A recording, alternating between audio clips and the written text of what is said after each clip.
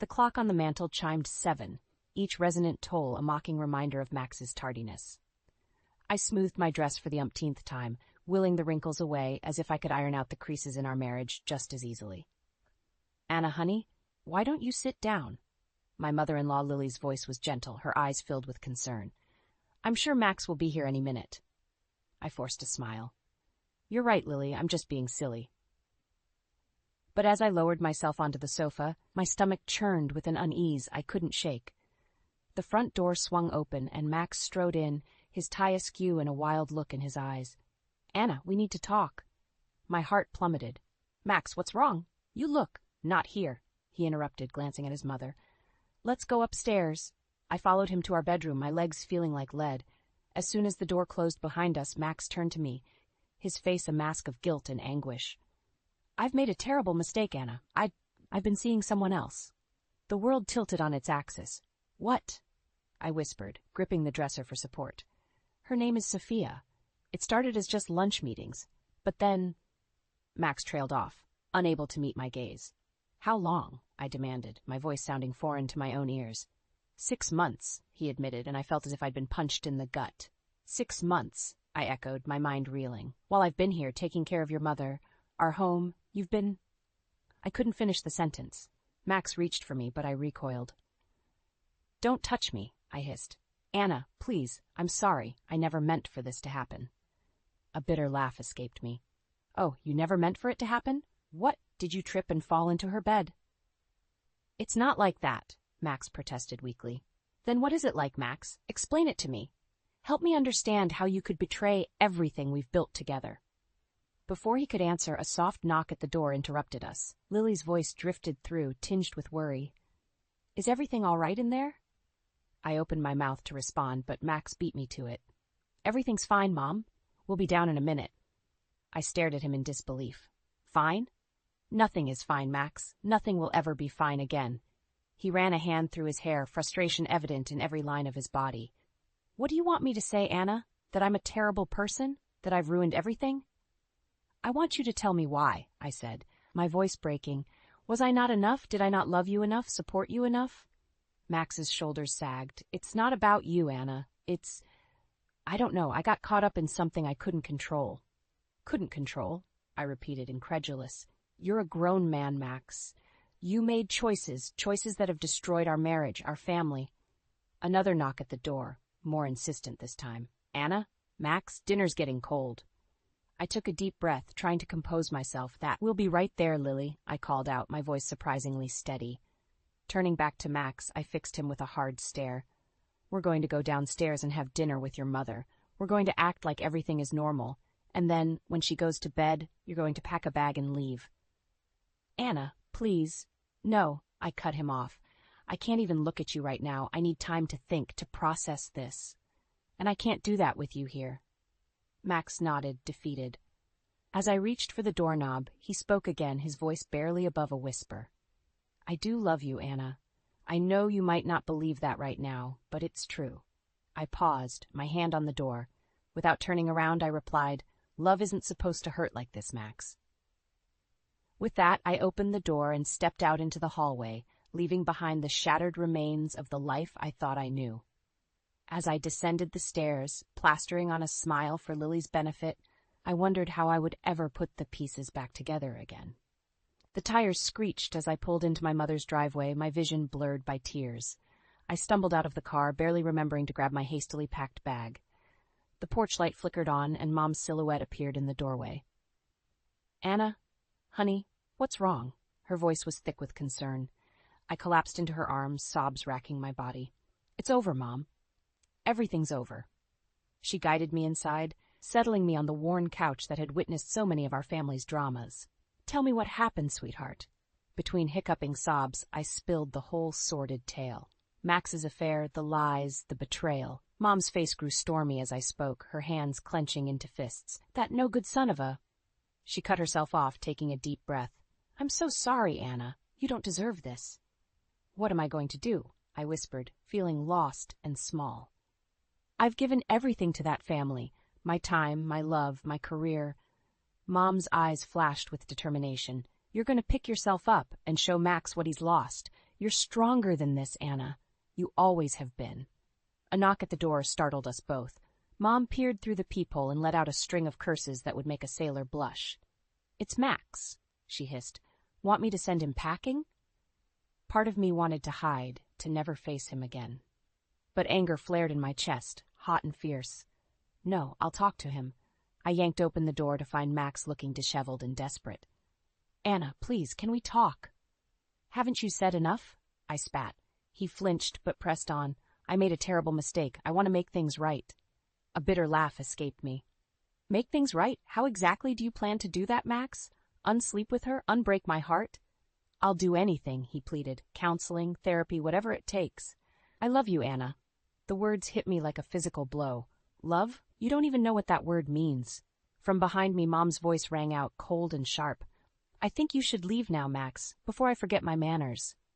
He looked between us, desperation etched on his face. "Anna, please, think of Lily. She needs you." White-hot rage surged through me. "Don't you dare use your mother against me. I've been there for her more than you ever have." "I know, and I'm grateful, but she's asking for you. She doesn't understand why you left." Guilt twisted in my gut, warring with my anger. Tell her I'm not feeling well. I'll call her tomorrow." Max nodded, a glimmer of hope in his eyes. "Does this mean—" "It means nothing." I cut him off. "I need time, Max. Time away from you and your lies." His shoulders slumped in defeat. "I understand. But Anna, please remember that I love you. I'll do whatever it takes to prove it to you." As he turned to leave, a car pulled up and a statuesque blonde stepped out. My heart stopped as I realized who it must be. "Max?" Sophia called out, her voice sickeningly sweet. "I was worried when you didn't come home." The world tilted on its axis as the full weight of Max's betrayal hit me anew. He'd moved her into our home already? Max whirled around, panic written across his face. "Sophia, what are you doing here?" But I'd heard enough. I slammed the door shut, sliding down to the floor as sobs overtook me once more. Mom knelt beside me, her arms encircling my shaking form. "Oh, honey," she murmured. "It's going to be okay. We'll get through this together." As the sounds of arguing drifted through the door, I clung to my mother, feeling like a little girl again. But beneath the pain and betrayal, a spark of determination flickered to life. I would survive this. I would rebuild my life, with or without Max. And as for Sophia, well, she was about to learn that hell hath no fury like a woman scorned. The fluorescent lights of the employment agency buzzed overhead, matching the nervous energy thrumming through my veins. I smoothed down my freshly ironed blouse, feeling like an imposter in clothes I hadn't worn in years. "Anna Lawson?" A bored voice called out. I stood, forcing a smile. "That's me." The woman behind the desk barely glanced up from her computer.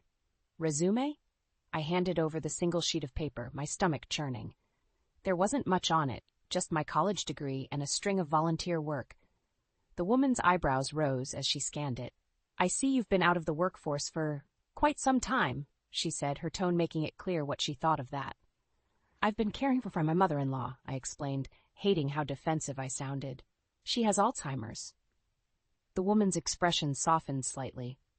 "That's admirable, but I'm afraid it doesn't translate well to the current job market. Have you considered retail?" My heart sank. I was hoping for something in marketing or communications. That's what my degree is in. She shook her head. "With no recent experience? I'm sorry, but that's not realistic. You might want to look into some courses to update your skills." I left the agency feeling deflated, my mother's words echoing in my head. "You're stronger than this, Anna." But was I? Years of putting everyone else first had left me feeling hollow, unsure of who I even was anymore. As I walked down the street, a help wanted sign in a small cafe window caught my eye. Without thinking, I pushed open the door. The owner, a kind-faced woman named Ellen, listened patiently as I stumbled through my story. To my surprise, she offered me a job on the spot. "Everyone deserves a second chance," she said with a warm smile. "And I could use someone with your people skills." Relief washed over me, but it was short-lived. As I left the cafe, I spotted a familiar figure across the street, Sophia, laughing and linking arms with a friend. She looked carefree, as if she hadn't just blown up my entire life. Before I could duck away, she saw me. Her laughter died, replaced by a look of guilt mixed with defiance. She whispered something to her friend and started walking towards me. My heart raced. I wasn't ready for this confrontation. But as she got closer, I straightened my spine. I wouldn't let her see me broken. "Anna," she said, her voice sickeningly sweet. "I'm so glad I ran into you. I think we should talk." I raised an eyebrow. "Oh, and what could we possibly have to talk about?" She had the grace to look uncomfortable.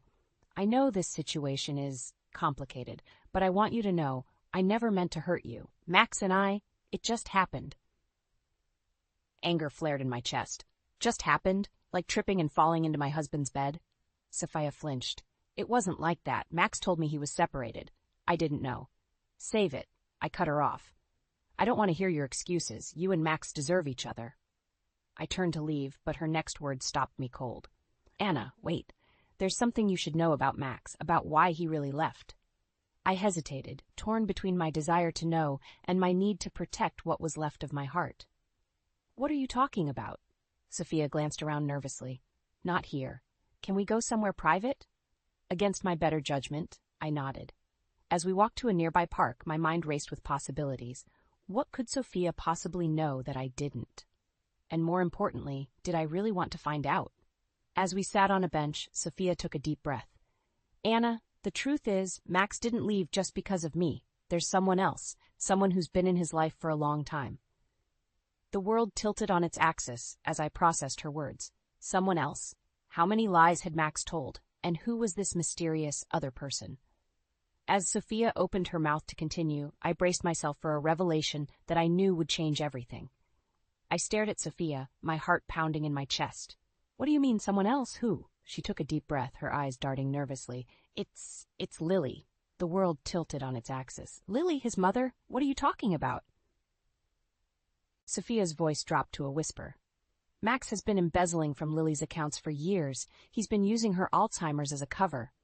I felt like I'd been punched in the gut. That's impossible. I've been taking care of Lily. I would have noticed." "Would you?" Sophia challenged. "Max handled all the finances. He kept you busy with her day-to-day care." My mind raced, piecing together fragments of memories. The times Max insisted on handling the bills alone. The lavish gifts he'd buy for no reason. The way he'd change the subject whenever I asked about our finances. "Oh, God," I whispered, feeling sick. "How long have you known?" Sophia had the grace to look ashamed. "I found out a few weeks ago. That's why I ended things with him. I couldn't be part of that." Anger flared in my chest. "But you were fine being part of destroying my marriage?" She flinched. "I told you, I didn't know he was married. But this is different. It's criminal." I stood up abruptly, needing to move, to think. "I need proof. I can't just take your word for it." Sophia nodded, pulling out her phone. "I took pictures of some documents I found in his office. I'll send them to you." As the images loaded on my phone, my world crumbled around me. Bank statements, forged signatures, offshore accounts, all in Lily's name, all managed by Max. "I have to go," I said, my voice sounding distant to my own ears. "I need to check on Lily." Sophia caught my arm. "Anna, be careful. Max doesn't know I've told you. If he suspects—" I shook her off. "I can handle Max." But as I hurried towards Lily's house, doubt crept in. Could I really handle this? The man I thought I knew, the man I'd loved for over a decade, was a stranger to me now. I let myself into Lily's house with the spare key, finding her dozing in her favorite armchair. Relief washed over me at the sight of her, peaceful and unaware of the storm brewing around her. "Anna?" Lily's eyes fluttered open. "Is that you, dear?" I knelt beside her, taking her frail hand in mine. "Yes, Lily, it's me. How are you feeling?" She smiled, the familiar confusion clouding her eyes.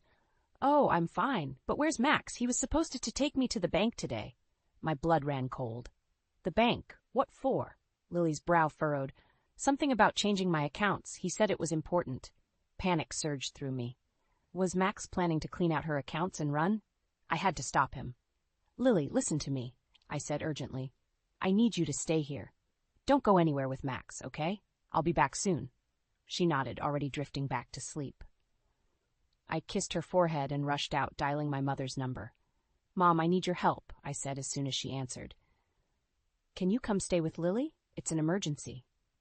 "Of course, honey. What's going on?" I took a deep breath, steeling myself. "I can't explain now, but I think Max is about to do something terrible. I have to stop him." As I hung up, a text from an unknown number popped up on my screen. Meet me at the Oakwood Bank in 30 minutes if you want to save Lily's money. Come alone. My hands shook as I stared at the message. This was it, the moment of truth. I could walk away, let Max deal with the consequences of his actions. Or I could fight for Lily, for justice, for everything I'd lost. Taking a deep breath, I made my decision. It was time to face Max, and whatever came next, head on. As I got into my car, I realized that the woman who had started this journey, the devoted wife, the selfless caretaker, was gone. In her place stood someone new, someone stronger, someone ready for a fight. The Oakwood Bank loomed before me, its glass facade reflecting the late afternoon sun.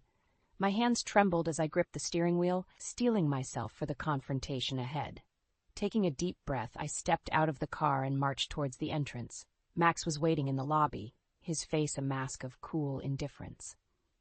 Anna, I'm surprised you came. Cut the act, Max, I hissed. I know what you've been doing to Lily's money. His eyes widened for a fraction of a second before narrowing. I don't know what you're talking about. Don't lie to me, I snapped, my voice echoing in the quiet lobby. A few heads turned our way. Sophia told me everything.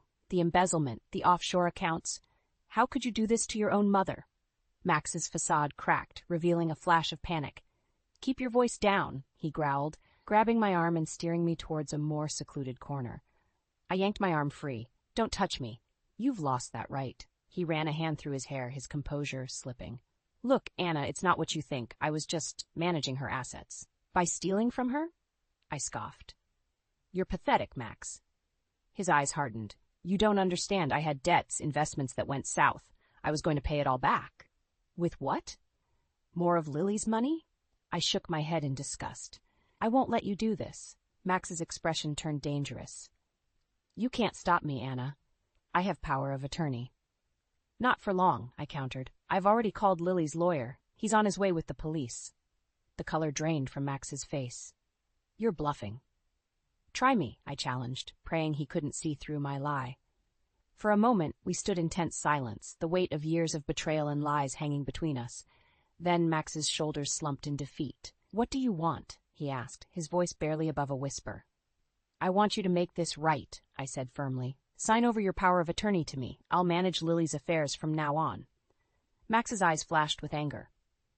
And what about her inheritance? You expect me to just hand that over too? I felt a surge of righteous fury.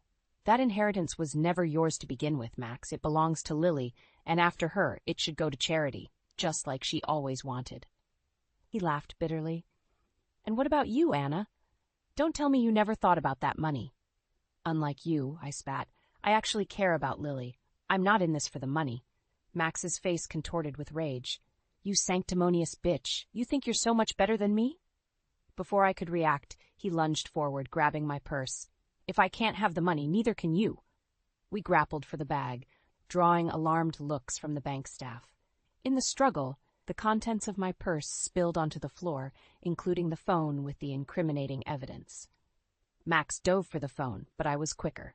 I snatched it up, backing away from him. It's over, Max. You've lost. Security guards approached, alerted by the commotion. Max's eyes darted between me and the exits, panic written across his face. This isn't over, he snarled, before turning and bolting towards the door. As the guards gave chase, I sank onto a nearby chair, my legs suddenly weak. The full weight of what had just happened crashed over me. I had stood up to Max, protected Lily, but at what cost? My phone buzzed with a message from Mom. Lily's asking for you. She seems agitated. What's going on? Reality came crashing back.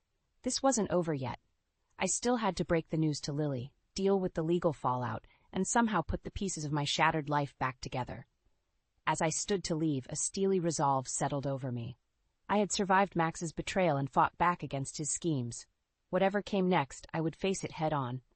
For Lily, for myself, and for the woman I was becoming, stronger, wiser, and ready to reclaim her life. The lawyer's office felt suffocating, the tension palpable as I sat across from Max and Sophia. My hands trembled slightly, but I clenched them tightly, determined not to show weakness. Let's get this over with, Max growled, his eyes darting between me and his lawyer. I took a deep breath. I want full control of Lily's finances and medical decisions, and I want a fair division of our assets. Max scoffed. You're delusional. You have no right to Lily's affairs. I have every right, I countered, my voice steady. I've been her primary caregiver for years, and I have evidence of your embezzlement. His face paled. You're bluffing. I pulled out a folder, sliding it across the table. Bank statements, forged signatures, offshore accounts, it's all here. Max's lawyer leafed through the documents, his expression growing grave. He whispered something to Max, whose face contorted with rage. You conniving bitch, he snarled. You set me up. Sophia shifted uncomfortably. Max, maybe we should. Shut up, he snapped at her. This is all your fault. If you hadn't opened your big mouth. Enough, I interrupted, slamming my hand on the table. This ends now, Max. You have two choices. Settle fairly, or I go to the police. The room fell silent, the weight of my ultimatum hanging heavy in the air. Max's eyes darted around like a cornered animal searching for escape. Finally, his shoulders slumped. Fine. What do you want? Relief washed over me, but I kept my expression neutral. Full custody of Lily, half of our marital assets, and you sign over your power of attorney. Max's lawyer leaned in, whispering furiously, but Max waved him off. Just do it. I want this over. As the lawyers drafted the agreement, I felt a strange mix of triumph and sadness. This was the end of my marriage, the final nail in the coffin of a life I'd thought was perfect. Sophia cleared her throat. Anna, I'm sorry. For everything. I met her gaze, seeing genuine remorse there. I'm not the one you should be apologizing to, I said quietly, nodding towards Lily's photo on the desk. As we signed the papers, a commotion outside caught our attention. The door burst open, and Lily stumbled in, looking confused and agitated. Max? Anna, what's going on? She asked, her voice trembling. My heart sank. Lily, you shouldn't be here. How did you? I followed you, she said, her eyes darting between us.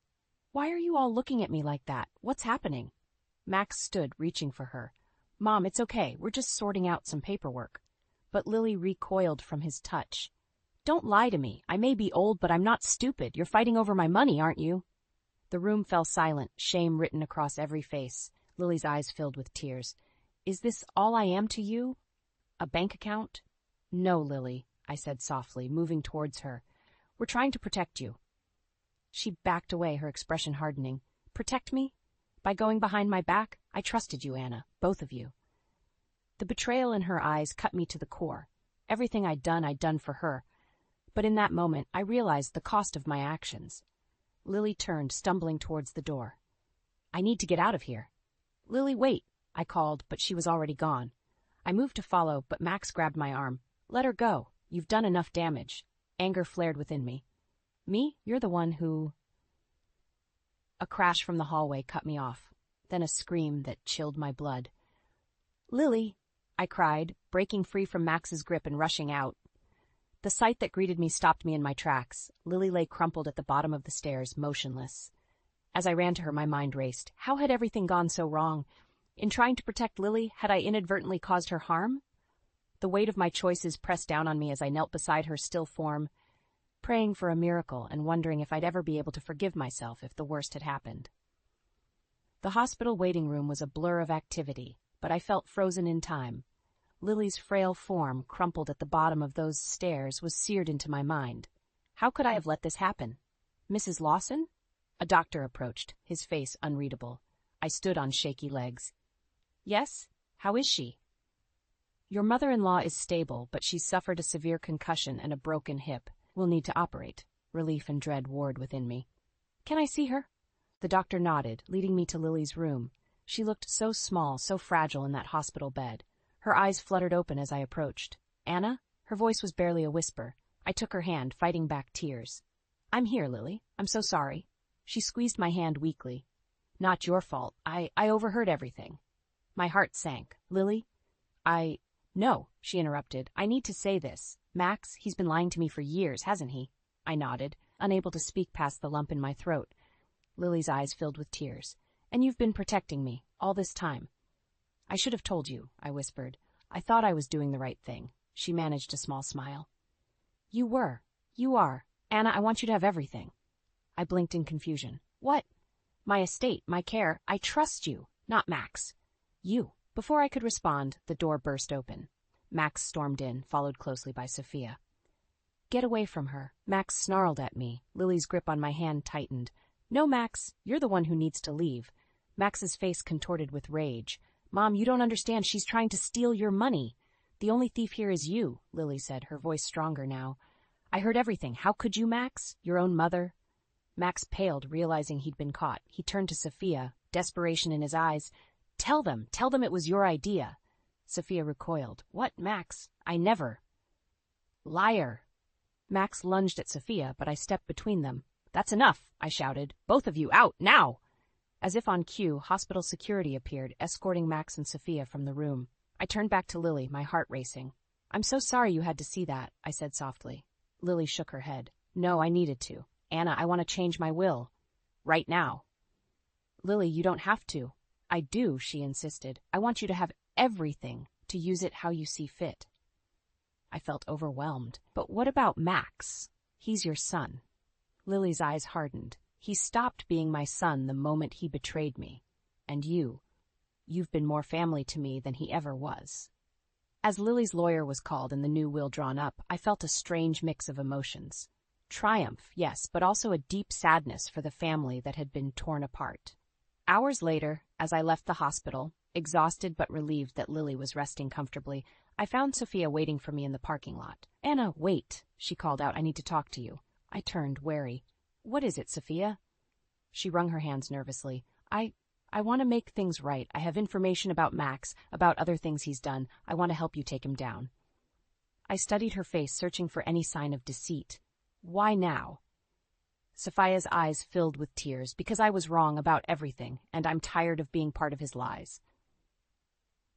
As I stood there considering Sophia's offer, I realized I was at a crossroads. I could walk away, content with what I'd already won. Or I could push further, expose Max completely, ensure he could never hurt anyone again. The choice I made in that moment would change everything. And as I opened my mouth to respond, I knew there was no turning back. The cafe bustled with the lunchtime crowd, but my focus remained laser-sharp on the door. When Max and Sophia walked in, arm in arm, my heart raced with a mix of anticipation and righteous anger. Welcome to Ellen's Cafe, I said, plastering on my best customer service smile. Right this way, please. Max's eyes widened in recognition.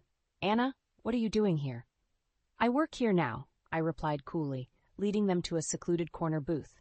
Today's special is revenge, served ice cold. Sophia shifted uncomfortably. Anna, I save it. I cut her off. You'll both want to try our chef's special. It's to die for. As I walked away, I could feel their eyes boring into my back. In the kitchen, I took a deep breath, steeling myself for what was to come. I returned with 2 plates of the most extravagant yet utterly inedible dishes I could concoct. Overcooked pasta drowning in a sauce that was more salt than flavor, garnished with wilted herbs and what appeared to be burnt cheese. Enjoy, I said, setting the plates down with a flourish. Max poked at his meal suspiciously. What is this supposed to be? It's called betrayal à la mode, I replied sweetly. I thought it fitting. Sophia took a tentative bite and immediately spat it out. This is disgusting. I demand to speak to the manager. You're looking at her, I said, my smile never wavering. Ellen was kind enough to give me full control of the cafe today. Consider this my parting gift to you both. Max stood abruptly, his face red with anger. You think this is funny? You've lost everything, Anna. Your marriage, your home, and now you're working in this dump? Pathetic.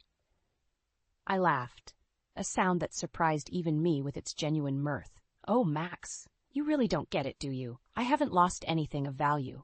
But you've lost everything. On cue, the cafe door opened, and in walked Lily, supported by my mother Ruth, and flanked by 2 stern-looking men in suits. Max's face drained of color. Mom, what are you doing here? Lily's voice was steel. Watching justice being served, son. One of the suited men stepped forward. Maxwell Lawson, I'm Detective Johnson. You're under arrest for embezzlement and elder financial abuse.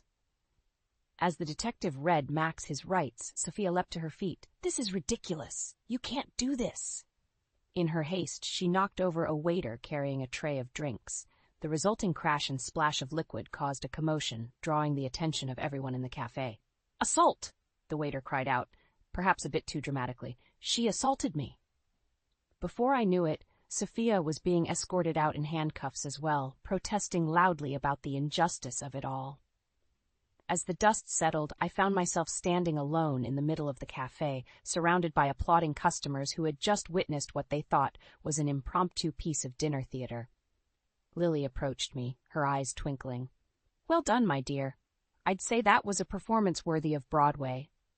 I hugged her gently, mindful of her recent injuries.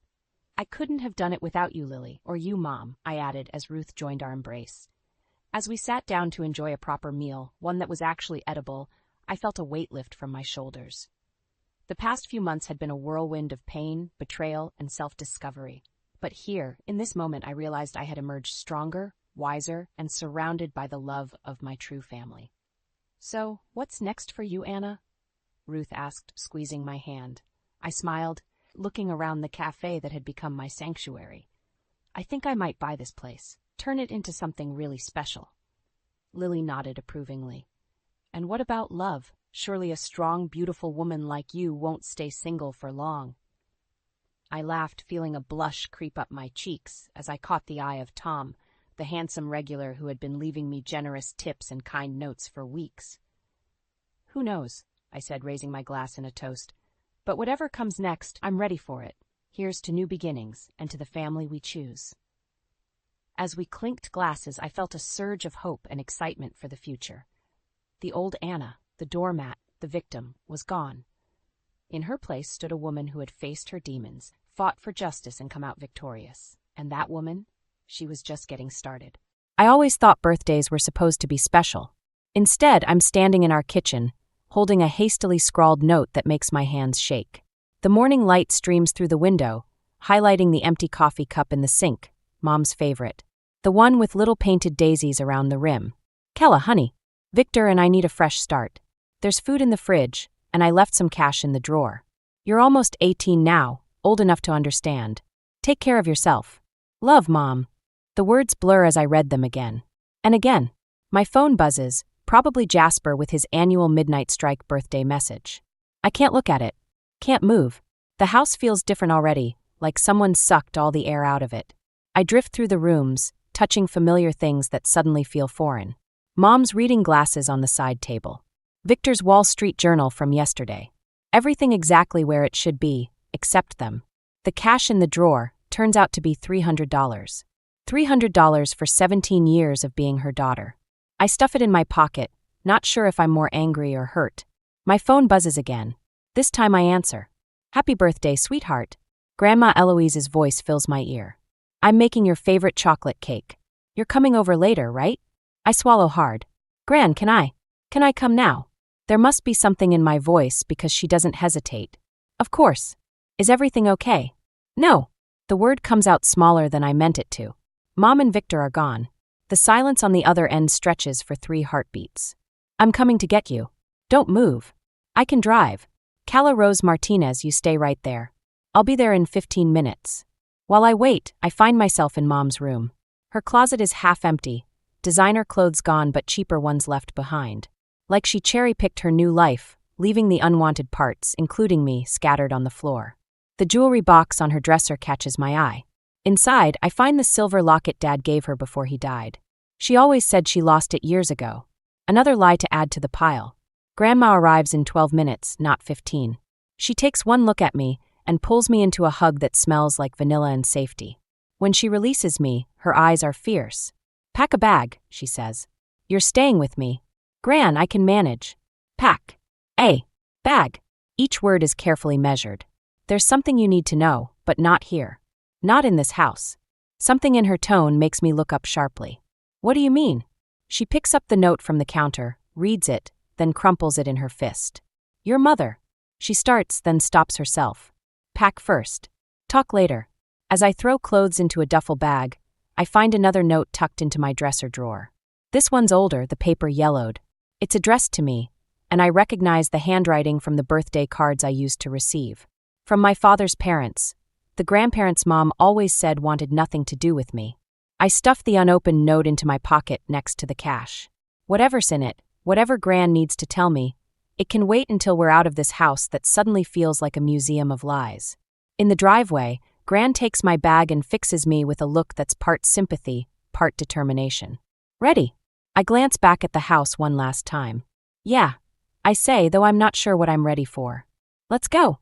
Gran's kitchen always smells like home, but today the familiar scent of baking bread does nothing to settle my nerves. The unopened letter from my father's parents burns in my pocket as Gran sets a steaming mug of tea in front of me. Your mother, she says carefully, has been keeping things from you. Important things. Before she can continue, the doorbell rings. Gran's expression shifts from concern to something I can't quite read. That would be them. Them. Your other grandparents, Calla. Lionel and Marjorie. My heart stutters. I pull the crumpled letter from my pocket, suddenly understanding why Gran insisted we come straight here. The elderly couple that walks into the kitchen looks exactly like the photos Mom told me were just old family friends. Marjorie reaches for me, then stops herself. Oh, sweetheart. You look just like James. Dad. She means Dad. The room spins a little. We've been trying to reach you for years, Lionel says, his voice rough. Every birthday, every Christmas. Mom said you didn't want. The words die in my throat as Gran places a stack of envelopes on the table. Dozens of them, all addressed to me, all in the same handwriting as the letter in my hands. Found these in Serafina's closet last month when I was helping her organize, Gran says quietly. I've been trying to figure out how to tell you. My fingers trace the return address on the nearest envelope. Why would she? Money, Lionel says flatly. Your father left you everything. The house, his investments, a trust fund for college. Serafina was supposed to be the trustee until you turned 18, but Victor convinced her to use it differently. Marjorie finishes, her gentle tone at odds with the steel in her eyes. The room goes very still. I think about the designer clothes missing from Mom's closet, Victor's new car, the vacations they took without me. How much? Nearly all of it, Lionel says. We've been watching through our lawyer, but couldn't do anything without proof of mismanagement. Now that they've abandoned you. My phone buzzes. Jasper again. I silence it, my hand shaking. The house, our house, was Dad's. Gran nods. In your name. They've been living there rent-free, using your money to what? Finance their fresh start. The bitterness in my voice surprises even me. I finally open the letter from my pocket, the paper soft from years of handling. Inside, there's a photo of Dad holding me as a baby, his smile so much like mine it hurts. We have a room ready, Marjorie says softly. At our house. If you want it. No pressure, but... She's staying with me, Gran interrupts, then softens. For now. Until we sort this out. My phone buzzes again. This time it's a text from an unknown number. Happy birthday, sweetie. The house is yours now. Do what you want with it. Just don't try to find us. Mom. I show them the message. Lionel's face darkens, but Marjorie reaches across the table and takes my hand. We can help you fight this, Calla. If you want. Fight. The word tastes strange in my mouth. For your inheritance. Your future. Everything they took. I look at the photo of Dad again, then at the pile of unopened letters, years of attempted connection stolen from me. The anger that bubbles up isn't hot like I expected. It's cold, clarifying. Yes, I say, surprising myself with how steady my voice sounds. I want to fight. Gran squeezes my shoulder. Then we'll fight. Together. I nod, already thinking about the house, my house, and everything else they tried to take. Mom and Victor wanted a fresh start? Fine. But they're about to learn that fresh starts come with a price. The key feels heavier than it should as I unlock the front door of my house, Dad's house. My house. Jasper stands behind me, his presence steady and familiar in a world that keeps shifting under my feet. You don't have to do this today, he says. But I do. It's been 3 days since Mom's text and I need answers. The house is exactly as we left it, except for the thin layer of dust that's settled over everything. I head straight for Victor's home office, the one room that was always off limits. Help me look, I tell Jasper, pulling open the first drawer of Victor's desk. Bank statements, letters, anything that might. Kaya. Jasper's voice stops me. He's standing by the bookshelf, holding something that glints in the afternoon light. A key, small and golden, hanging from a leather cord I recognize from Mom's jewelry box. Where did you find that? Behind these books. He pulls out a volume, revealing a hollow space. There's more. The space contains a stack of papers and a small notebook. My hands shake as I open it, recognizing Mom's handwriting. Dates, amounts, account numbers. Years of transactions, all carefully documented in her neat script. She knew, I whisper. She kept track of everything they took. Jasper reads over my shoulder. Look at these amounts. They weren't just using your trust fund for living expenses. They were gambling. The word tastes bitter. I recognized the names of casinos, online betting sites. Victor was gambling with my inheritance. A floorboard creaks behind us. I spin around to find Gran in the doorway, her face grim. I thought I might find you here. Did you know? I hold up the notebook. About the gambling? She shakes her head. Not everything. But I suspected Victor had other motives for marrying your mother. The way he pushed her to move into this house, to take control of your trust. Why didn't you say anything? Would you have believed me? Her voice is gentle. Your mother was so convinced he was saving her. Saving both of you. And then I found those letters. My phone buzzes. Another unknown number, but I know who it is before I answer. The house better be exactly as we left it. Victor's voice cold and controlled. Your mother's worried sick about you, by the way. Though I told her you're old enough to handle yourself now. Like you handled my trust fund? The words slip out before I can stop them. The silence that follows is deadly. What did you say? I found Mom's notebook. The gambling debts, the... Listen carefully, he cuts me off. Your mother made certain choices to protect you. To give you a better life. If you push this, if you try to come after us legally, those choices might come back to haunt her. Do you understand what I'm saying? I think about Mom's careful documentation, years of tracking every dollar they took. Was she protecting herself or gathering evidence? Perfectly, I say and hang up. Jasper touches my arm. What are you thinking? I look at Gran, then back at the notebook in my hands. I'm thinking Mom left me more than just a house. She left me a weapon. Kala, Gran starts, but I cut her off. He threatened her. Just now on the phone. Whatever hold he has on her. I flip through the notebook's pages, seeing the story they tell. She knew this day might come. She kept records. Evidence. It's not just about the money anymore, is it? Jasper asks quietly. I shake my head, thinking of Mom's handwriting, each careful entry a cry for help I never heard. No. Now it's about setting her free. The afternoon sun slants through the office window, illuminating the dust motes in the air. Somewhere out there, my mother is living with the choices she made. But I'm done living with them. We need a lawyer, I tell Gran. And then we need to find them. The lawyer's office feels too small, too warm. Mr. Patterson spreads Mom's notebook and other documents across his mahogany desk, his expression growing darker with each page he turns. Your mother was thorough, he says finally. These records show a clear pattern of misappropriation. But hangs in the air like smoke. Lionel shifts in his chair beside me. What aren't you telling us? Patterson slides a document forward. This was filed 3 years ago. Your mother gave Victor power of attorney over all your accounts. She signed everything over to him. Legally. The room tilts sideways. She what? There's more. He pulls out another paper. The house was transferred into their joint names last year. Your name isn't on any of it anymore.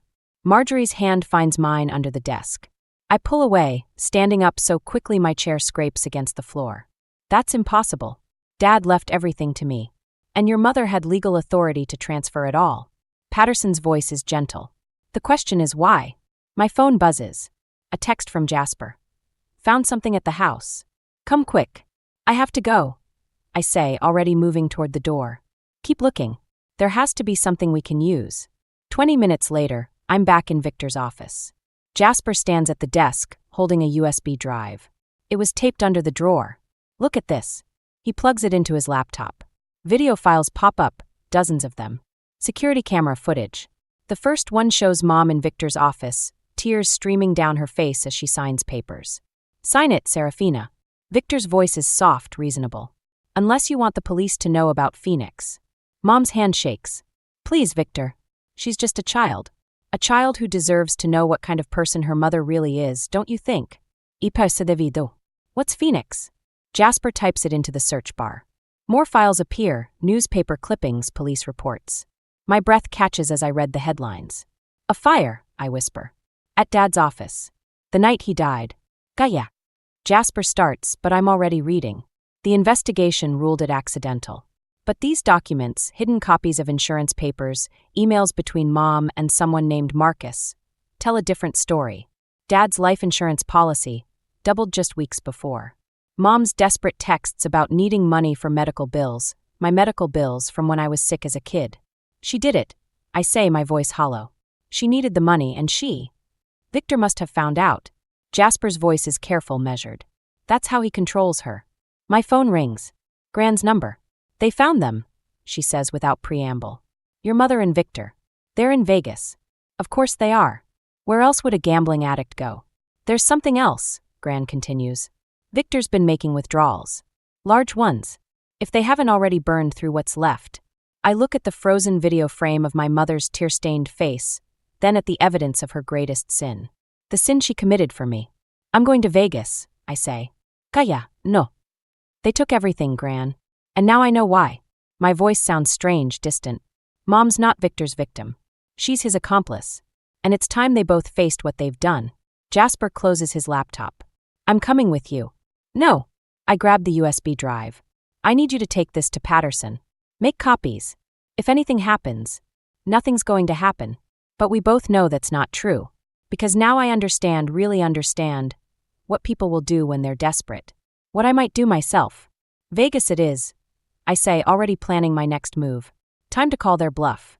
The Bellagio's lobby sparkles with artificial brightness, a stark contrast to the darkness I feel inside.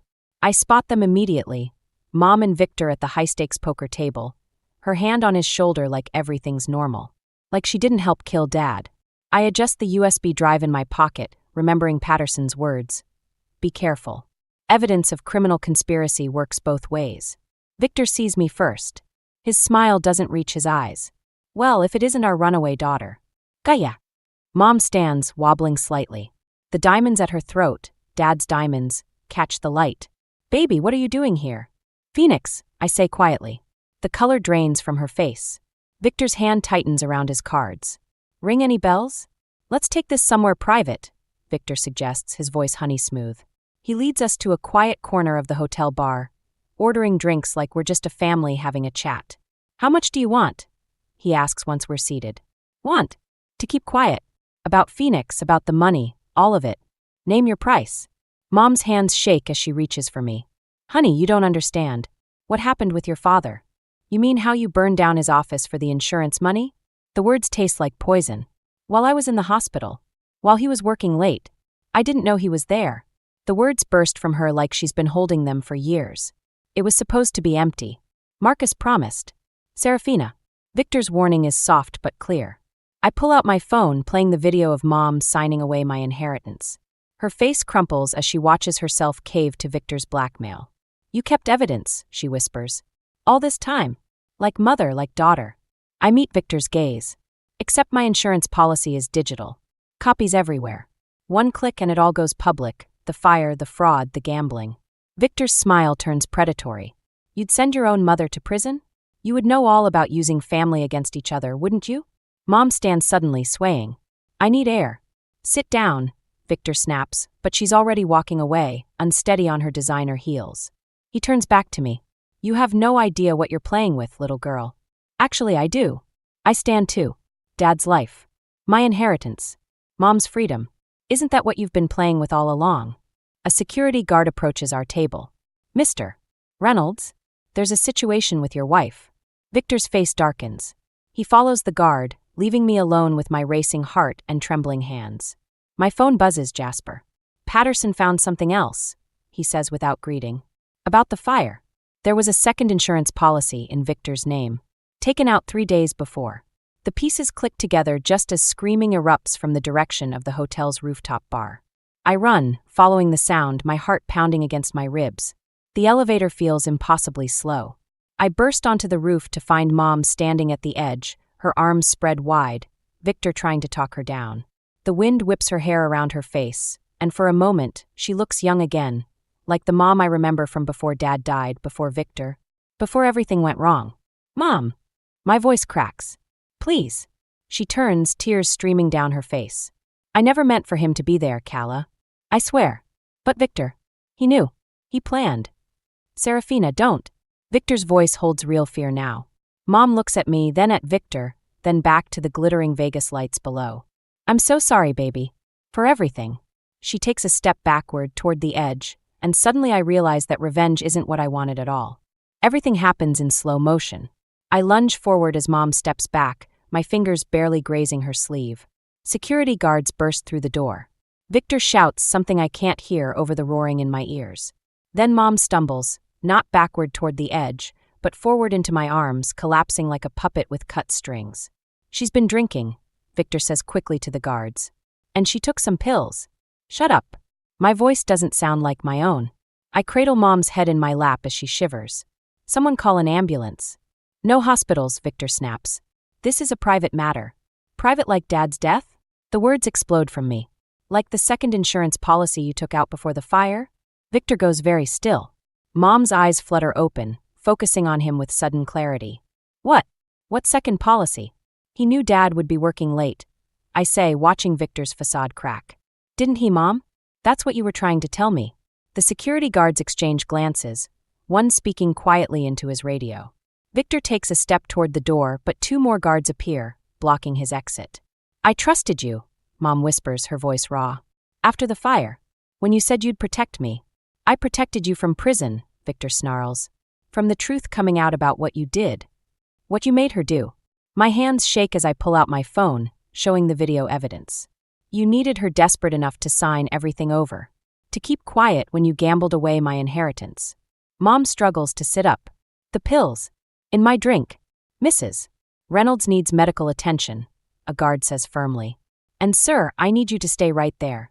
Victor's composure shatters. He lunges, not for the door, but for me. For my phone. I scramble backward, Mom still half in my lap, as he crashes into us. We all go down in a tangle of limbs and screams. My head cracks against the concrete. Through blurring vision, I see Victor wrestling with the guards, Mom crawling toward the edge again. This time when I reach for her, my fingers close around empty air. But she doesn't jump. She pulls herself up using the railing, swaying but determined. You killed him, she says to Victor. You killed James, and then you made me think it was my fault. The elevator dings. Patterson emerges with two police officers, holding papers I recognize from the USB drive. Victor Reynolds, you're under arrest for conspiracy to commit murder, insurance fraud. I don't hear the rest. The adrenaline drains away, leaving me empty. Mom collapses again, this time into the arms of a paramedic. As they load her onto a stretcher, she reaches for my hand. I'm sorry, she mouths, her eyes already closing. So sorry. I watch them wheel her away, watch the police cuff Victor, watch my whole world implode for the second time in a week. My phone buzzes, Jasper again, probably wondering if I'm okay. I'm not. I don't know if I'll ever be okay again. Miss Martinez? One of the officers approaches. We'll need your statement. I look past him, out over the Vegas lights that suddenly seem harsh and artificial. Somewhere in those lights, my inheritance is scattered like ashes. Somewhere in those lights, the truth about Dad's death festered for years while I blamed the wrong person. Yeah, I say, my voice hollow. I have a statement. I have lots of statements. But as I follow him toward the elevator, I realize revenge doesn't taste like victory. It tastes like blood in my mouth and tears on my face, and the bitter knowledge that sometimes there are no winners, only survivors. The hospital corridor stretches endlessly before me as I make my way to Mom's room. 3 weeks since Vegas. 3 weeks since Victor's arrest. 3 weeks of avoiding this moment. Jasper squeezes my hand. Want me to come in? I shake my head. Through the window, I can see Mom sitting up in bed, looking smaller without her designer clothes and perfect makeup. The doctors say the drugs Victor gave her did some damage, but she'll recover. Physically, at least. I'll wait here, Jasper says. Inside, Mom's reading a magazine. One of those glossy things she used to love. She puts it down when I enter, her hands trembling slightly. The police found most of the money, I say, breaking the silence. What Victor hadn't gambled away. They're returning it to the estate. Gaya. Dad's insurance policy too. The original one, I mean. Not the one Victor took out. She flinches. I didn't know about the second policy. You have to believe. I do. The words surprise us both. That's not why I'm here. I pull out Dad's letter, the one I found in Victor's office. The one dated the day of the fire. Mom's face crumples when she sees the handwriting. He knew, I say quietly. About the medical bills, about how desperate you were. He was working late that night because he was arranging to liquidate his company shares. To pay for my treatments. Mom covers her mouth, tears spilling down her cheeks. James, Victor found out somehow. That's why he approached you after the fire, isn't it? Because he knew you'd blame yourself when Dad died trying to save those documents. I never meant, she chokes on the words. Victor said he could protect me, protect you. But he just wanted the money, and I was too afraid to see it. I sit on the edge of her bed, feeling the weight of all our shared grief. Gran told me something yesterday. About karma, and how sometimes it looks like revenge, but really it's just truth finding its way to the surface. Are you? She swallows hard. Are you pressing charges? No. I meet her eyes. But I'm not pretending anymore either. About any of it. She nods slowly, understanding what I'm not saying. That forgiveness doesn't mean forgetting. That love doesn't erase consequences. Your father would be proud of you, she whispers, for being stronger than both of us. I'm not stronger. I search for the right words. More honest, maybe. About what matters. Through the window, I see Jasper talking with Gran and my paternal grandparents, who've become regular fixtures in my life. They're all holding coffee cups, sharing some joke that makes Gran throw back her head laughing. They're your family too, I tell Mom. If you want them to be. After rehab, I mean. She touches the letter in my hands. Do you think? Could I read it? I hesitate, then hand it over. As she reads Dad's last words, I watch her face transform with grief and understanding and something that might be hope. I'd like to try, she says finally. To be better. To be worthy of. She gestures at the window, at the family waiting outside. I stand, smoothing my skirt. That's all any of us can do, right? Try to be worthy of the people who love us. As I turn to leave, she calls out softly. Gaya. Thank you. For choosing truth over revenge. I pause at the door, thinking of all the ways revenge can disguise itself as justice, and all the ways truth can heal what revenge would only break. Yeah, I say. Me too. 6 months later, I stand in front of Dad's old office building, now renovated and ready for its new purpose. The sign reads James Martinez Youth Support Center in clean, simple letters. Behind me, a small crowd gathers for the opening ceremony. He would have loved this, Marjorie says, adjusting the ribbon we're about to cut. Using the inheritance to help other kids facing medical debt. I spot Mom at the edge of the crowd, looking healthier after completing rehab. She catches my eye and gives a small wave, not presuming to come closer. We're still finding our way back to each other, one careful step at a time. Jasper appears with the scissors. Ready. Wait. I pull out the letter, Dad's last letter, from my pocket. I've read it so many times the creases are soft as fabric. I want to read something first. The crowd quiets as I unfold the paper. My dearest Kala, I begin, my voice steady. By the time you read this, I'll have secured the funds for your treatment. No child should have to worry about money when they're fighting to survive. No parent should have to choose between saving their child and saving their soul. I pause, looking at Mom. Her eyes shine with tears, but she stands straight, accepting the weight of those words. Whatever happens, I continue, remember that true wealth isn't in bank accounts or property deeds. It's in the choices we make when everything seems lost. Choose compassion over revenge, understanding over anger. Choose to break cycles instead of perpetuating them. Lionel squeezes my shoulder. In the crowd, I see Gran dabbing her eyes with a tissue. You are my greatest legacy, Kala. Not my money or my business, but your heart, your resilience, your capacity for forgiveness. The last word catches in my throat. I fold the letter, tucking it away as Jasper hands me the scissors. Dad wrote that the night of the fire, I tell the crowd. He never got to give me the letter, but he gave me something better. He showed me what it means to turn pain into purpose. I cut the ribbon. Applause breaks out, but I barely hear it. I'm watching Mom slip away from the crowd, heading toward her car. Go, Gran whispers. Some cycles need to end with a beginning. I catch up to Mom in the parking lot. You don't have to leave. She turns, surprise flickering across her face. I thought, after everything. Dad was right, I say. About breaking cycles. About choices. I hold out my hand. Stay. Help me run the center. Show other families there's a way out besides desperation. She stares at my outstretched hand like it might burn her. How can you still want me in your life? Because you kept track, I say simply.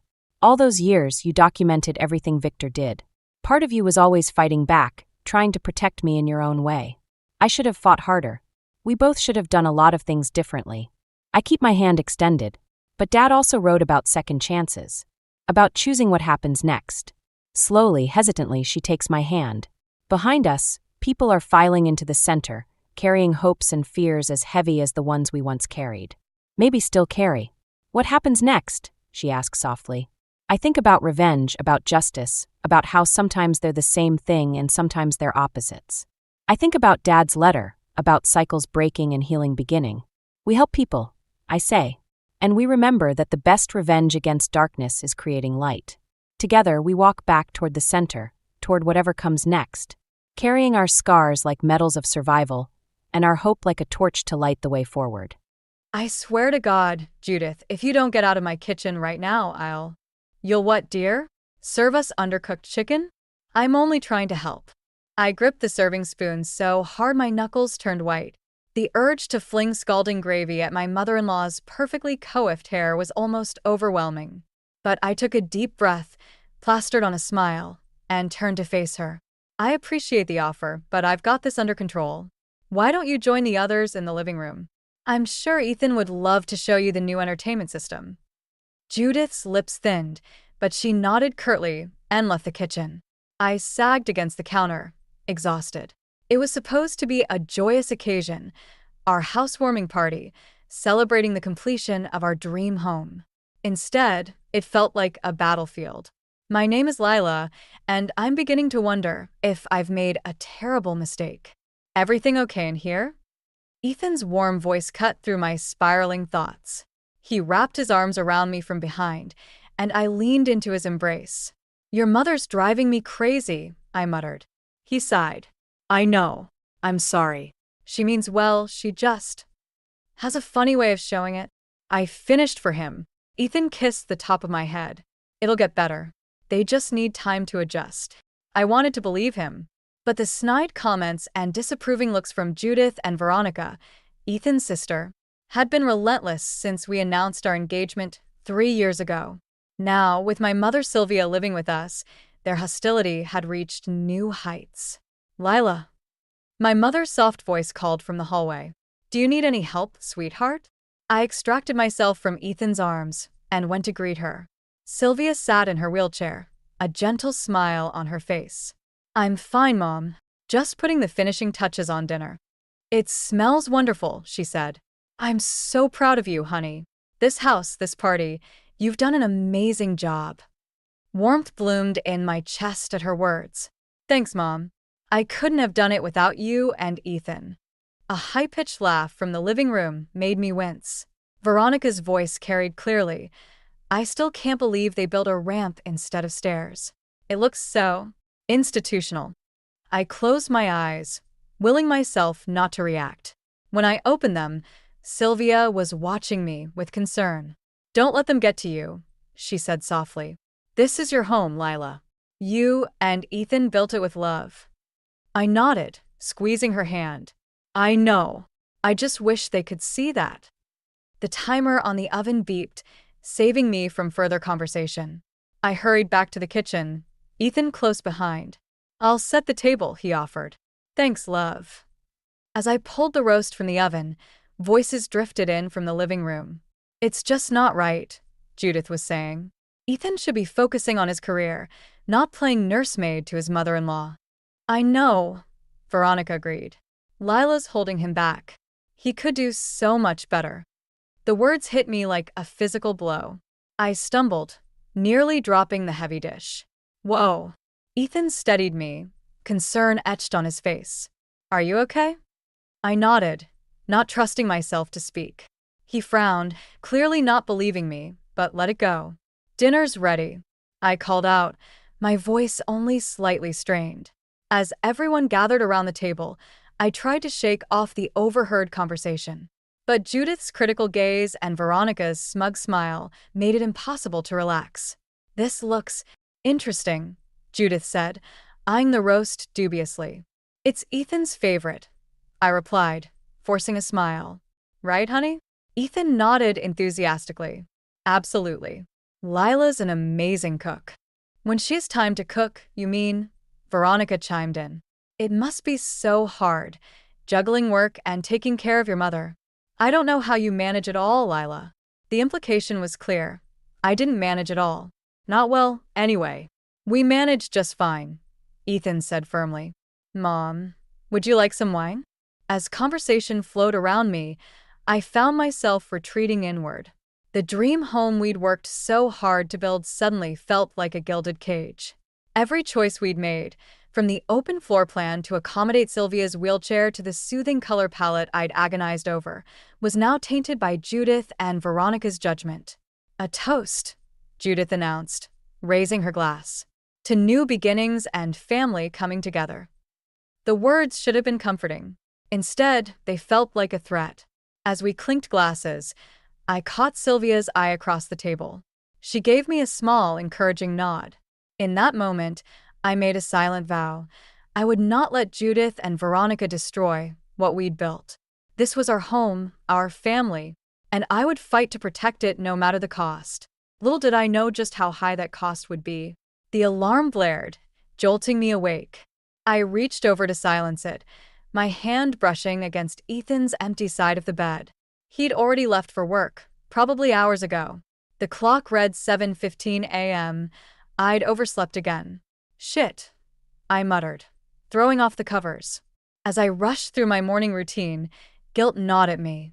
Ethan had been working longer hours lately, the stress etched into the lines on his face. I should be doing more to support him, not sleeping in. I found my mother in the kitchen, already dressed and sipping her morning tea.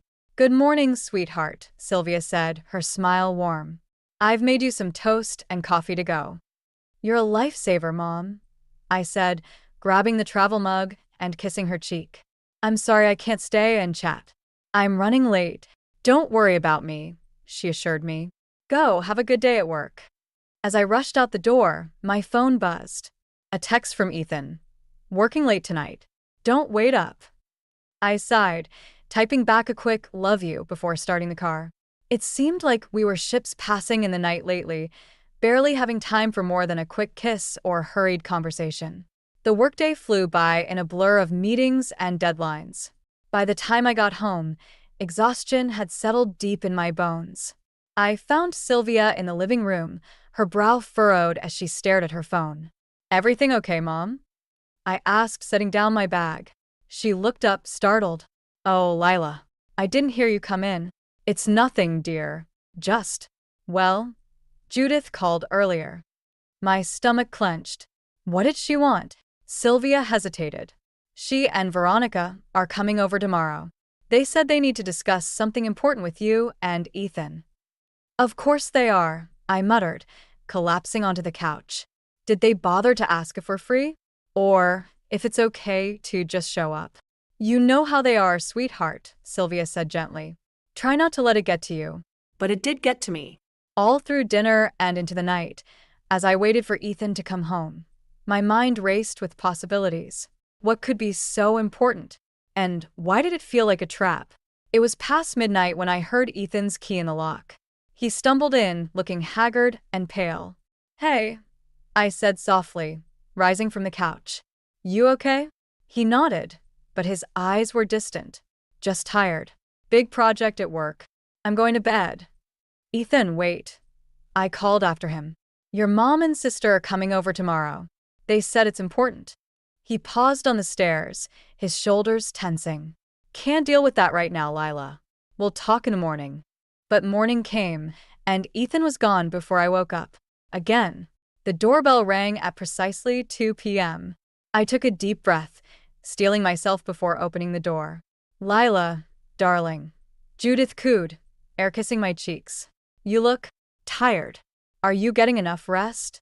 "I'm fine," I said through gritted teeth. "Please come in." Veronica breezed past me without a word, her designer perfume leaving a cloying trail. They settled themselves in the living room as if they owned the place. "Where's Ethan?" Judith demanded. "This concerns him too." "He's at work," I replied, perching on the edge of an armchair. "He's been very busy lately." Veronica sniffed. "I'm sure he has. It can't be easy, supporting so many people on one salary." I bit back a retort. "What's this about? You said it was important." Judith leaned forward, her eyes gleaming. "We're worried about Ethan, dear. He's working himself to the bone, and for what? A house he can barely afford, caring for a mother-in-law who—" "That's enough," I snapped. "My mother is not a burden. Ethan and I made this decision together." "Did you?" Veronica asked, her tones sickly sweet.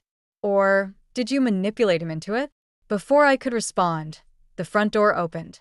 Ethan walked in, looking even worse than he had last night. "What's going on?" he asked, his gaze darting between us. "Oh, Ethan," Judith cried, rushing to embrace him. "We've been so worried about you. You work too hard, you look ill. This can't go on." I watched, helpless, as Ethan sagged into his mother's arms. The fight seemed to drain out of him. "I'm fine, Mom," he mumbled. "Just tired." "You're not fine," Veronica insisted. "You need to take care of yourself.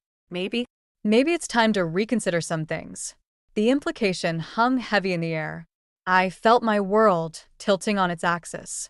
"I think you should go," I said, my voice barely above a whisper. Judith turned to me, her eyes cold. "We're not going anywhere. Ethan needs us. His real family." As they fussed over Ethan, guiding him to the couch, I retreated to the kitchen. My hands shook as I filled a glass with water. When I turned around, Judith was standing in the doorway. "This isn't personal, Lila," she said, her voice low. "But Ethan deserves better than this. Arrangement. You must see that." She pressed something into my hand, an envelope, before sweeping out of the room. I stared after her, my heart pounding. With trembling fingers, I opened the letter. "My dearest son," it began in Judith's flowery script. "It's time to come home. Leave Lila. For the sake of your real family." The glass slipped from my hand, shattering on the floor. And with it, the last of my illusions about this family I'd married into. The shrill ring of my phone pierced the pre-dawn silence. My heart raced as I fumbled for it, instantly awake. No good news ever came at 4:30 a.m. "Mrs. Harrison, this is Mercy Hospital. Your husband, Ethan, has been admitted. He collapsed at work." The world tilted on its axis. I barely registered the rest of the conversation, my mind a whirlwind of panic and disbelief. Somehow, I managed to wake my mother, call a neighbor to stay with her, and drive to the hospital without crashing. The emergency room was a blur of harsh fluorescent lights and antiseptic smells. A harried nurse directed me to a curtained-off area where Ethan lay, pale and still against starched white sheets. Machines beeped steadily, monitoring his vital signs. "Ethan," I whispered, grasping his hand. It was cold and limp in mine. "I'm here. You're going to be okay." A doctor appeared, clipboard in hand. "Mrs. Harrison, I'm Dr. Patel. Your husband suffered a severe panic attack, likely brought on by extreme stress and exhaustion.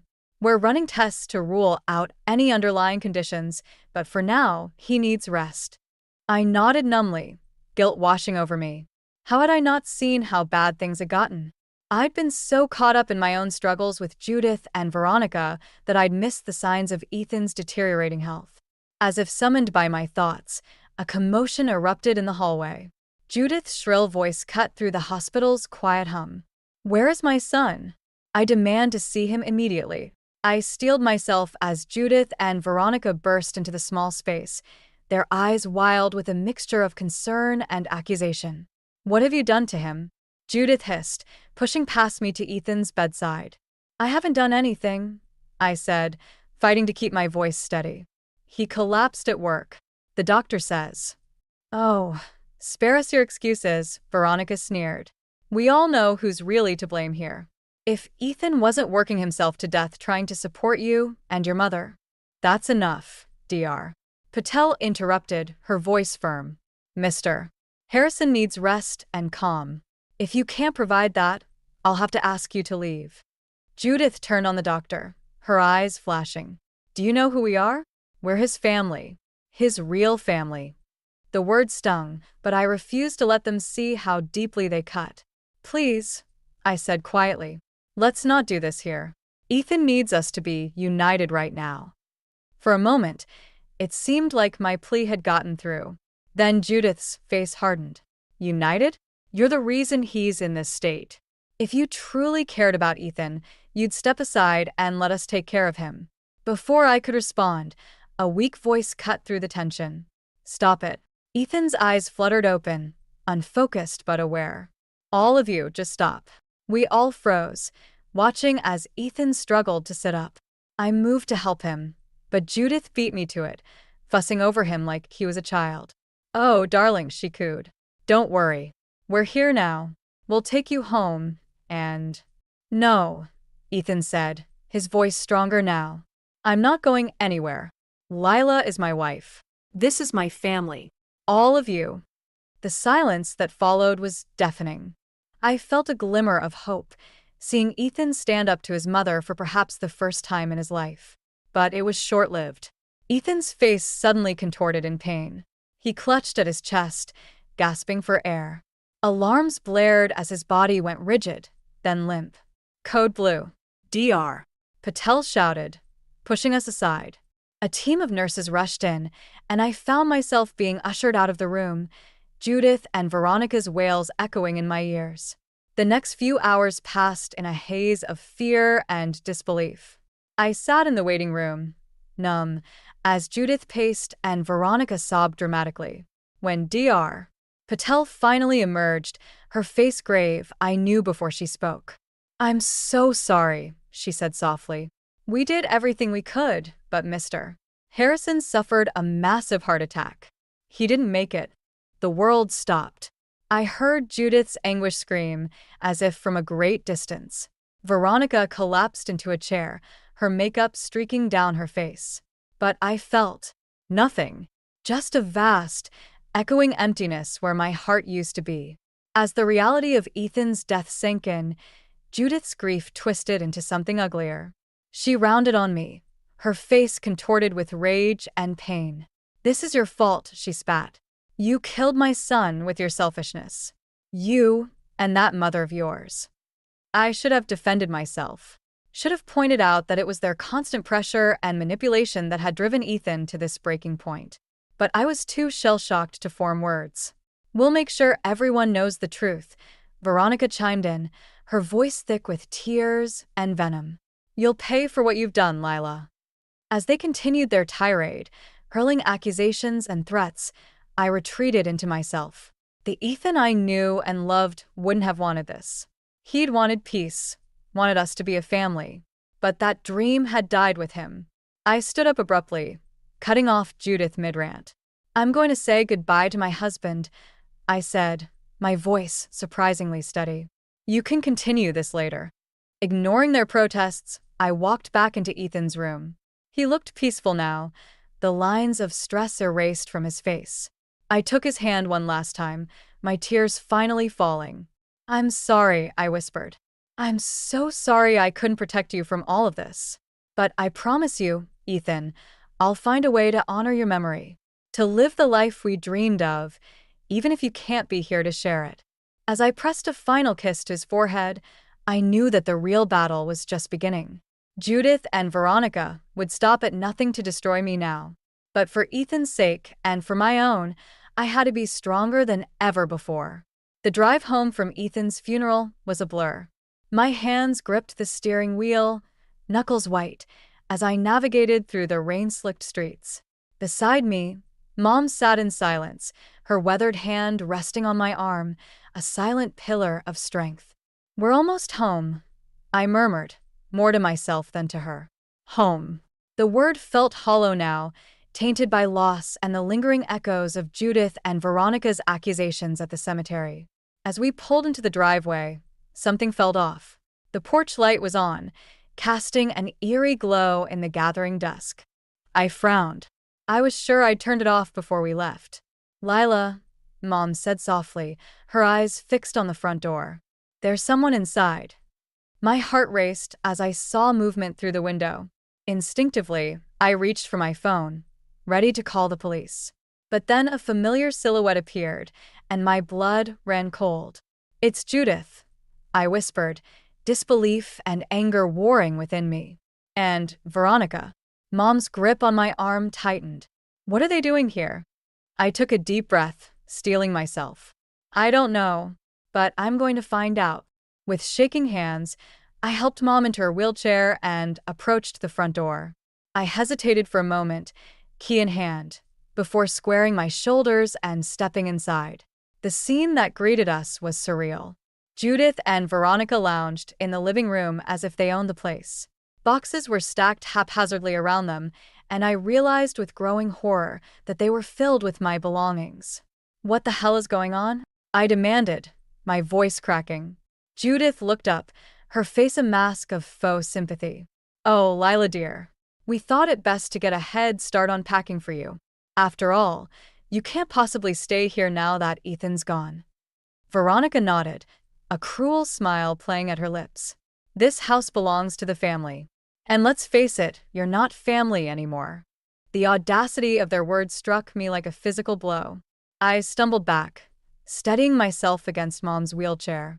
"This is our home," I said, fighting to keep my voice steady. "Ethan and I built it together. You have no right." "We have every right," Judith interrupted, her tone icy. "Ethan left no will. As his mother and sister, we're his next of kin.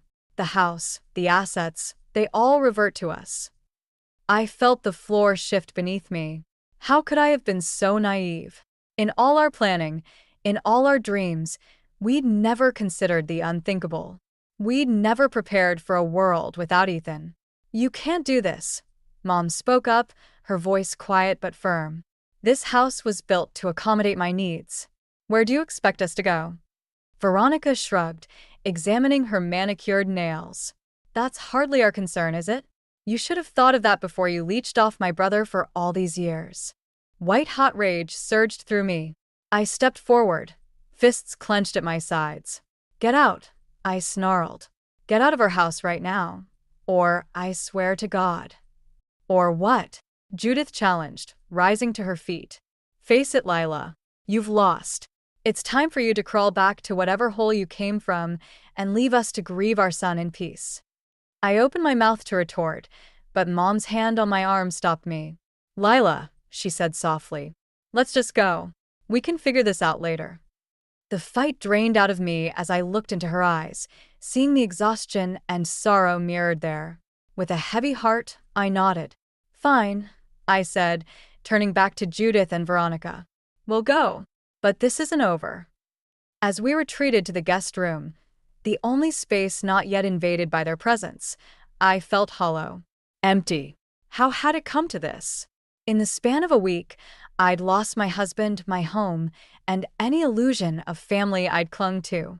Mom watched me as I paced the small room, her eyes filled with concern. "What are we going to do?" she asked quietly. I ran a hand through my hair, mind racing. "I don't know," I admitted. "But we can't stay here. Not with them." As I started gathering what few possessions remained untouched, my hand brushed against something wedged between the mattress and headboard. Frowning, I pulled out a sealed envelope. My breath caught as I recognized Ethan's handwriting.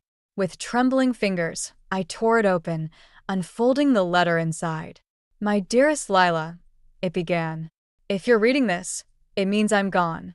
I'm so sorry for leaving you to face this alone. But I need you to know that you were the best thing that ever happened to me. Our life together, our home, the family we built, it was everything I ever wanted." Tears blurred my vision as I continued reading. Ethan's words were filled with love, regret, and a final, desperate plea. "Don't let them win, Lila. Don't let my mother and sister destroy what we built.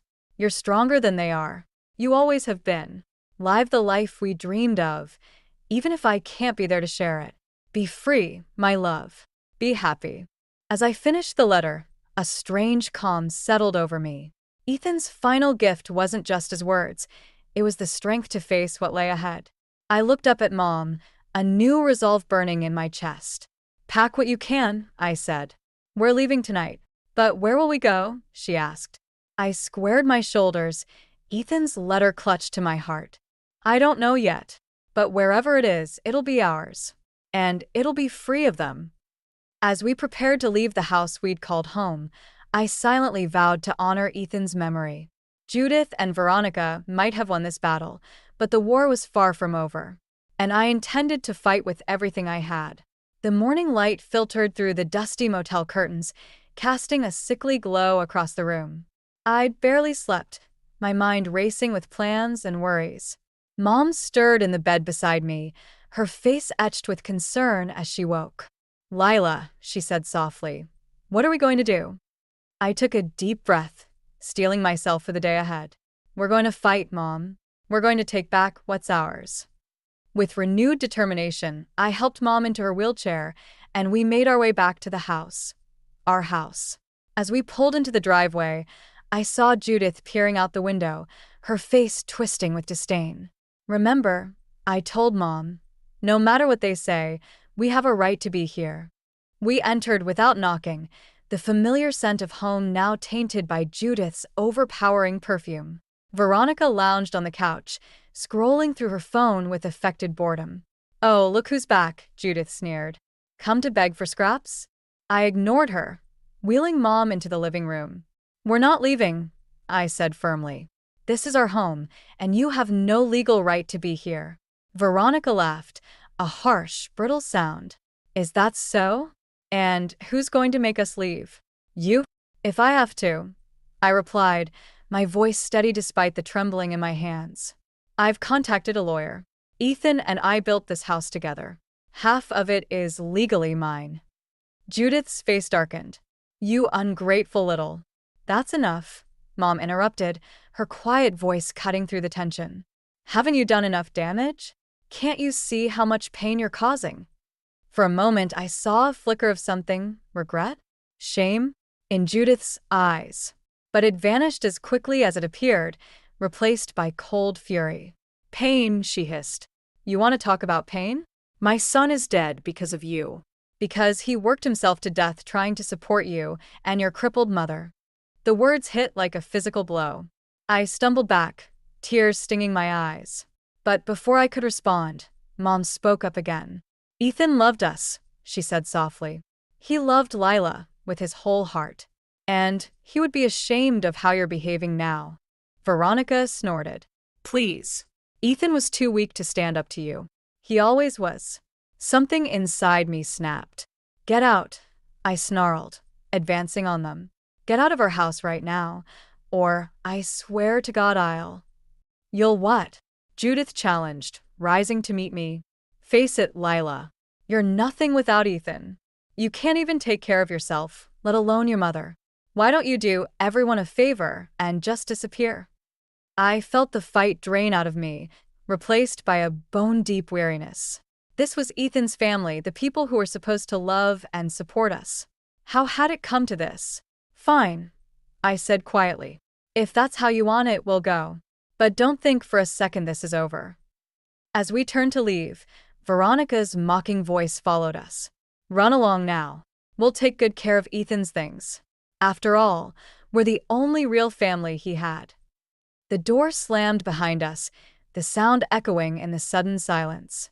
I helped Mom into the car, my movements mechanical, numb. "I'm so sorry, sweetheart," Mom said, reaching for my hand. "We'll figure something out. We always do." I nodded, not trusting myself to speak. As we drove away from the only home we'd known, I felt something inside me harden. Ethan's words from his letter echoed in my mind. "Don't let them win, Lila. You're stronger than they are." We checked into a small apartment that afternoon, a temporary solution while we figured out our next move. As I helped Mom settle in, my phone buzzed with a text from our lawyer. "Good news," it read. "Found some irregularities in Ethan's finances. Might be grounds for challenging the estate. Call me ASAP." A spark of hope ignited in my chest. Maybe all wasn't lost after all. That night, as Mom slept, I sat by the window, staring out at the unfamiliar cityscape. The pain of loss, of Ethan, of our home, of the life we'd built, was still raw. But beneath it, a new resolve was taking root. I thought of Judith and Veronica, so sure in their victory. They thought they'd broken me, driven me away for good. But they'd underestimated me. They always had. "I won't let them win," I whispered to the night. "I'll fight for us, Ethan, for the life we dreamed of. And I'll make sure your real legacy, one of love and kindness, lives on." As I finally drifted off to sleep, I felt a sense of peace settle over me. The road ahead would be hard, but for the first time since Ethan's death, I felt ready to face it. Tomorrow would bring new challenges, new battles. But I was done being a victim. It was time to take control of my own story. And I knew, deep in my heart, that wherever Ethan was, he was cheering me on. 6 months had passed since we'd left our home, and life had settled into a new rhythm. Mom and I had found a small, accessible apartment, and I'd thrown myself into work, determined to build a stable future for us both.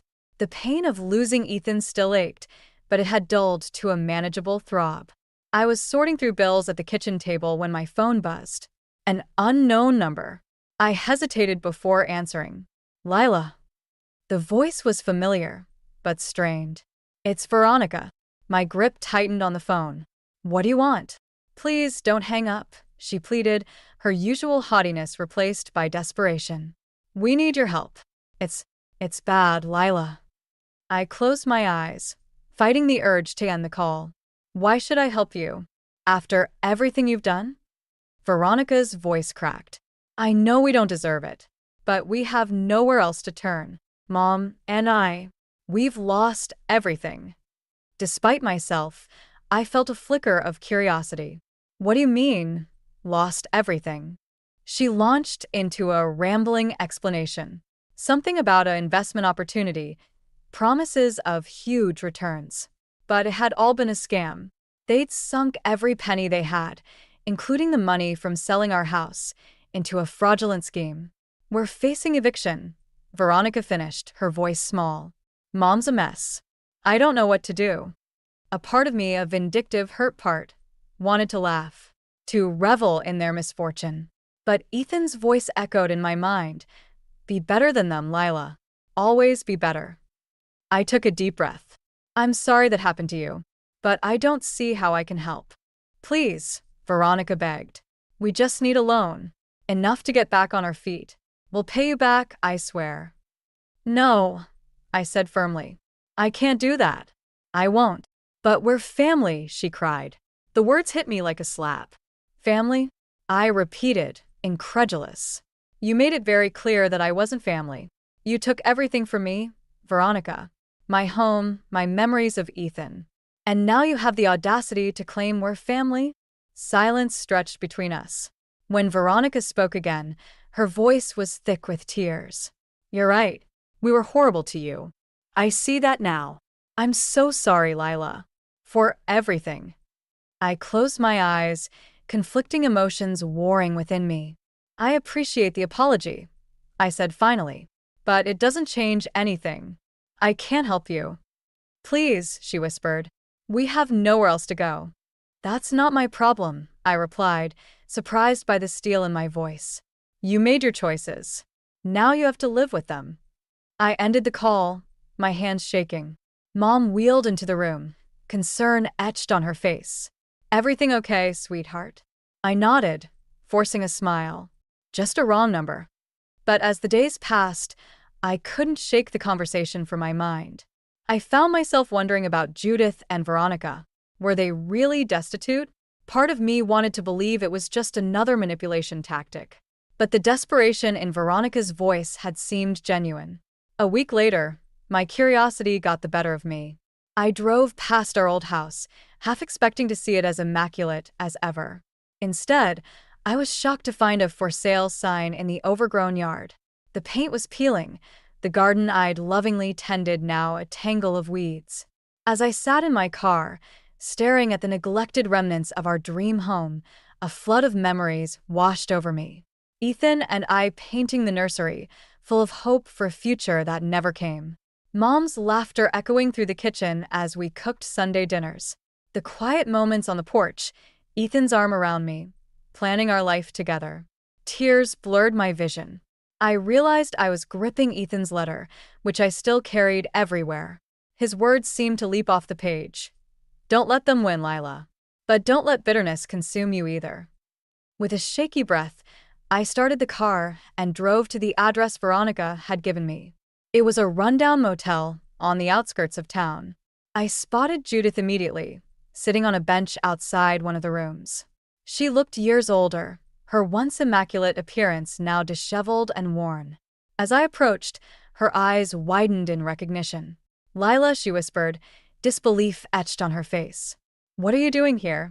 I sat beside her, maintaining a careful distance. "I wanted to see for myself," I said quietly. "To understand." Judith's shoulders slumped. "Now you have. Are you satisfied? Have you come to gloat?" I shook my head. "No. I'm not like you, Judith. I don't take pleasure in other people's pain." She flinched at my words, tears welling in her eyes. "We've lost everything," she whispered. "The house, our savings, our reputation. All because I was too proud, too stubborn to see what was right in front of me." "And what was that?" I asked, my voice gentle despite myself. Judith met my gaze, her eyes filled with regret. "That Ethan was happy. That you were good for him. That I was the one tearing our family apart, not you." Her words hung in the air between us, heavy with the weight of years of conflict and misunderstanding. I felt something shift inside me. Not forgiveness, exactly, but a release. The anger and bitterness I'd been carrying began to loosen its grip. "I can't undo what's been done," I said finally. "And I can't give you money or a place to stay. But I can offer you this, a chance to start over, to be better." Judith looked at me, hope and wariness warring in her expression. "How?" I stood, smoothing my skirt. "I know a shelter that helps women get back on their feet. Job training, counseling, the whole works. If you're serious about changing, I can make a call." She nodded, a tear slipping down her cheek. "Thank you, Lila. I don't deserve your kindness." "No," I agreed. "You don't. But Ethan would have wanted me to offer it anyway." As I walked back to my car, I felt lighter than I had in months. The road ahead would still be challenging, but for the first time, I felt truly free. Free from the weight of resentment, free from the shadow of Judith and Veronica's cruelty. I was ready to write my own story now, one of resilience, growth, and the kind of love that transcends even death. And I knew, deep in my heart, that Ethan would be proud. The crisp autumn air nipped at my cheeks as I walked through the farmer's market, basket in hand. It had been nearly a year since Ethan's death, and life had settled into a new normal. Mom and I had found peace in our small apartment, and I'd thrown myself into my work, finding purpose in helping others navigate their own grief. As I browsed the colorful produce, a familiar voice caught my attention. I turned to see Sarah, an old friend from our neighborhood, deep in conversation with another woman. "Can you believe what happened to Judith and Veronica?" Sarah whispered, not realizing I was within earshot. "I heard they're practically destitute now." My ears perked up, curiosity getting the better of me. I inched closer, pretending to examine a display of apples. "Serves them right," the other woman replied. "After the way they treated poor Lila and her mother. The whole town's turned against them." Sarah nodded vigorously. "I saw Judith at the grocery store last week. She looked terrible, like she'd aged 10 years overnight." "And Veronica?" "I heard she can't even show her face around here anymore." A conflicting mix of emotions washed over me. Satisfaction, pity, and a twinge of guilt. I'd known things were bad for them, but I hadn't realized the extent of their fall from grace. As I made my way home, my mind raced. Part of me wanted to revel in their misfortune, to see it as karmic justice for all the pain they'd caused. But another part, the part that sounded suspiciously like Ethan, whispered that taking pleasure in others' suffering would only poison my own heart. I found Mom in the living room, engrossed in a book. She looked up as I entered, her brow furrowing at my expression. "What's wrong, sweetheart?" she asked, setting her book aside. I sank onto the couch beside her wheelchair, suddenly overwhelmed. "I overheard some gossip about Judith and Veronica," I admitted. "Apparently, they've become social pariahs. Everyone in town knows what they did to us, and they're paying the price for it." Mom reached out, taking my hand in hers. "And how does that make you feel?" I sighed, struggling to articulate the storm of emotions swirling inside me. Conflicted, I finally said, "Part of me feels vindicated, I guess. Like they're finally getting what they deserve. But then I feel guilty for feeling that way." Ethan wouldn't have wanted this." "No," Mom agreed softly. "He wouldn't have. But he's not here, Lila." "You are." And you're allowed to feel whatever you're feeling. Her words hit me like a punch to the gut. Tears welled up in my eyes, spilling over before I could stop them. I miss him so much, Mom, I whispered. Sometimes I think I'm healing, moving forward. And then something like this happens, and it's like losing him all over again. Mom squeezed my hand, her eyes shining with unshed tears of her own. I know, sweetheart. Grief isn't linear. It comes in waves. But you're stronger than you know. Ethan saw that in you, even when you couldn't see it yourself.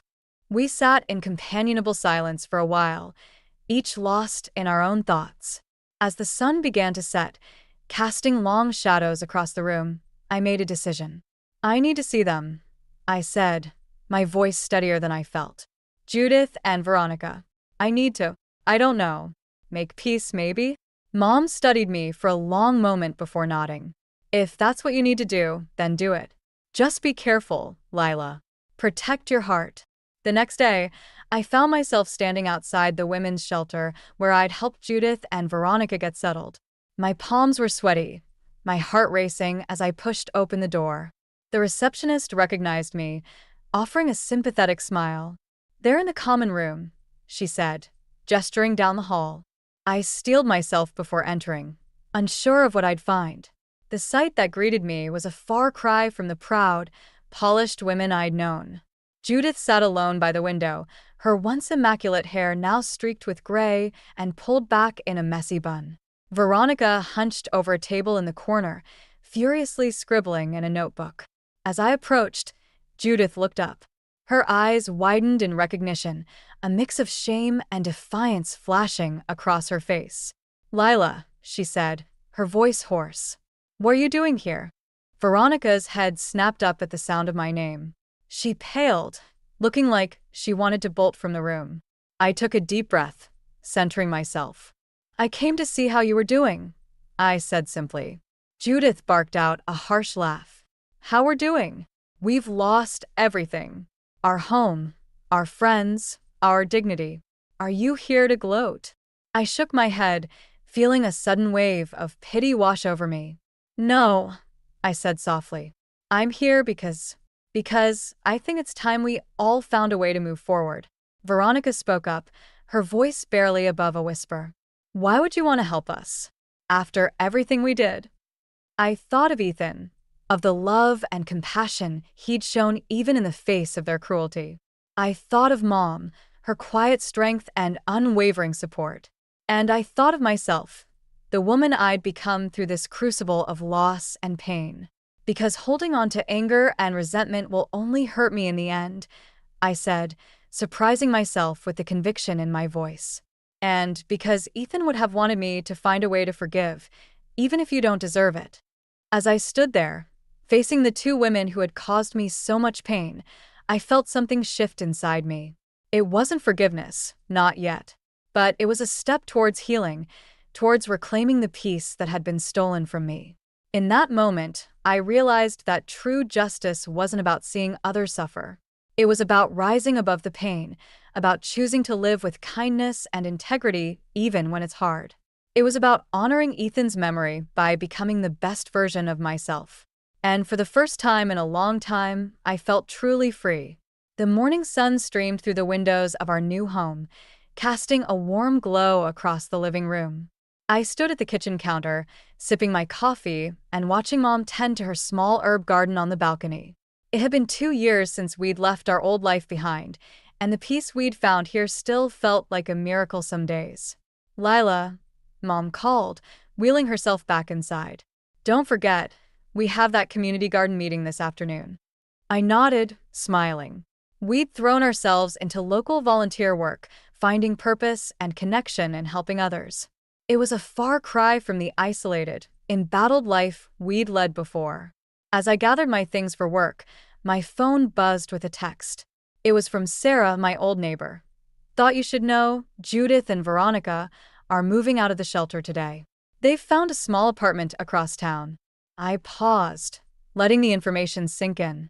It had been months since I'd last seen Ethan's mother and sister. Our last encounter at the shelter had been tense but civil, a tentative truce forged in the ashes of our shared loss. "Everything okay?" Mom asked, noticing my distraction. I showed her the text. "I'm not sure how to feel about this," I admitted. Mom reached out, squeezing my hand. "You don't have to feel any particular way, sweetheart. Their journey is their own now." I nodded, grateful for her wisdom. "You're right. I just hope they've found some peace, like we have." The workday flew by, and soon I found myself at the community center, surrounded by enthusiastic gardeners discussing plans for the upcoming spring planting. As the meeting wrapped up, I noticed a familiar figure hovering near the entrance. Veronica. Our eyes met, and for a moment, I was transported back to that awful day in the hospital, the day we lost Ethan. But the woman before me now bore little resemblance to the spiteful, entitled sister-in-law I'd known. She looked humbled, uncertain. I approached her slowly, giving her plenty of time to retreat if she wanted. But she stood her ground, a mix of emotions playing across her face. "Lila," she said softly, I hope it's okay that I'm here." I saw the flyer for the gardening program and thought. "It's fine," I assured her, surprised by the lack of animosity I felt. "Everyone's welcome here." Veronica nodded, twisting her hands nervously. "I wanted to tell you, Mom and I were trying to start over. To be better. I know it doesn't make up for everything we did, but—" "You're right," I interrupted gently. "It doesn't, but it's a start." We stood in awkward silence for a moment before Veronica spoke again. "You look good, Lila." Happy. "I'm glad." The sincerity in her voice caught me off guard. "Thank you," I said. "I am happy. It hasn't been easy, but you're stronger than any of us gave you credit for," she finished, a rueful smile on her face. "Ethan always knew that, didn't he?" The mention of Ethan's name sent a familiar pang through my heart, but it wasn't the sharp agony it had once been. Instead, it was a bittersweet ache, a reminder of the love we'd shared and the growth his loss had sparked in me. "He did," I agreed. "And he'd be proud of you too, for trying to change." Tears welled in Veronica's eyes. "I don't deserve your kindness." "Maybe not," I said. "But Ethan would want me to offer it anyway. That's the kind of man he was, the kind of person I'm trying to be." As Veronica left, promising to return for the next gardening session, I felt a weight I hadn't even realized I was carrying lift from my shoulders. The last tendrils of bitterness and resentment I'd been holding onto dissipated, leaving behind a sense of peace I hadn't felt in years. That evening, as Mom and I sat on our balcony watching the sunset, I found myself reflecting on the journey that had brought us here. "I wish Ethan could see this," I said softly. "See us thriving, see how far we've come." Mom reached over, taking my hand in hers. "He does see it, sweetheart. In every kind act, every moment of joy, every time you choose love over bitterness, that's Ethan's legacy living on through you." Tears pricked at my eyes, but they were tears of gratitude, not sorrow. "You're right," I said. "And I'm going to keep honoring that legacy every day." As the last rays of sunlight painted the sky in brilliant hues of orange and pink, I felt a profound sense of contentment wash over me.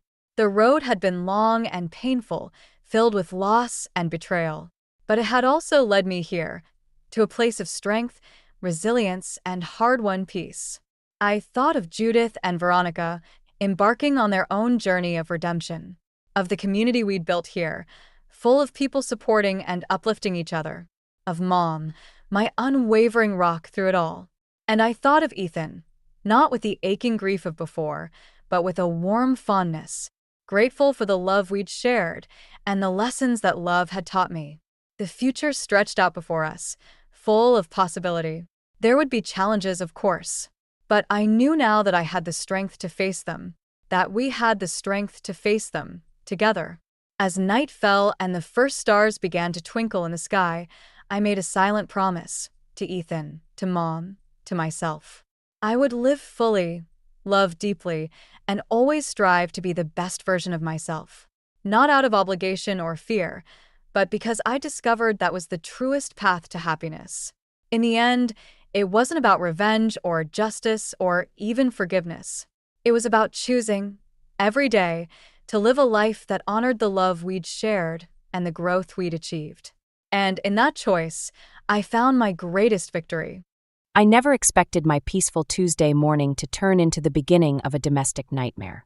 But there I was, standing in my kitchen doorway, staring at my mother-in-law Gloria, who had somehow materialized at my breakfast table like an unwanted apparition.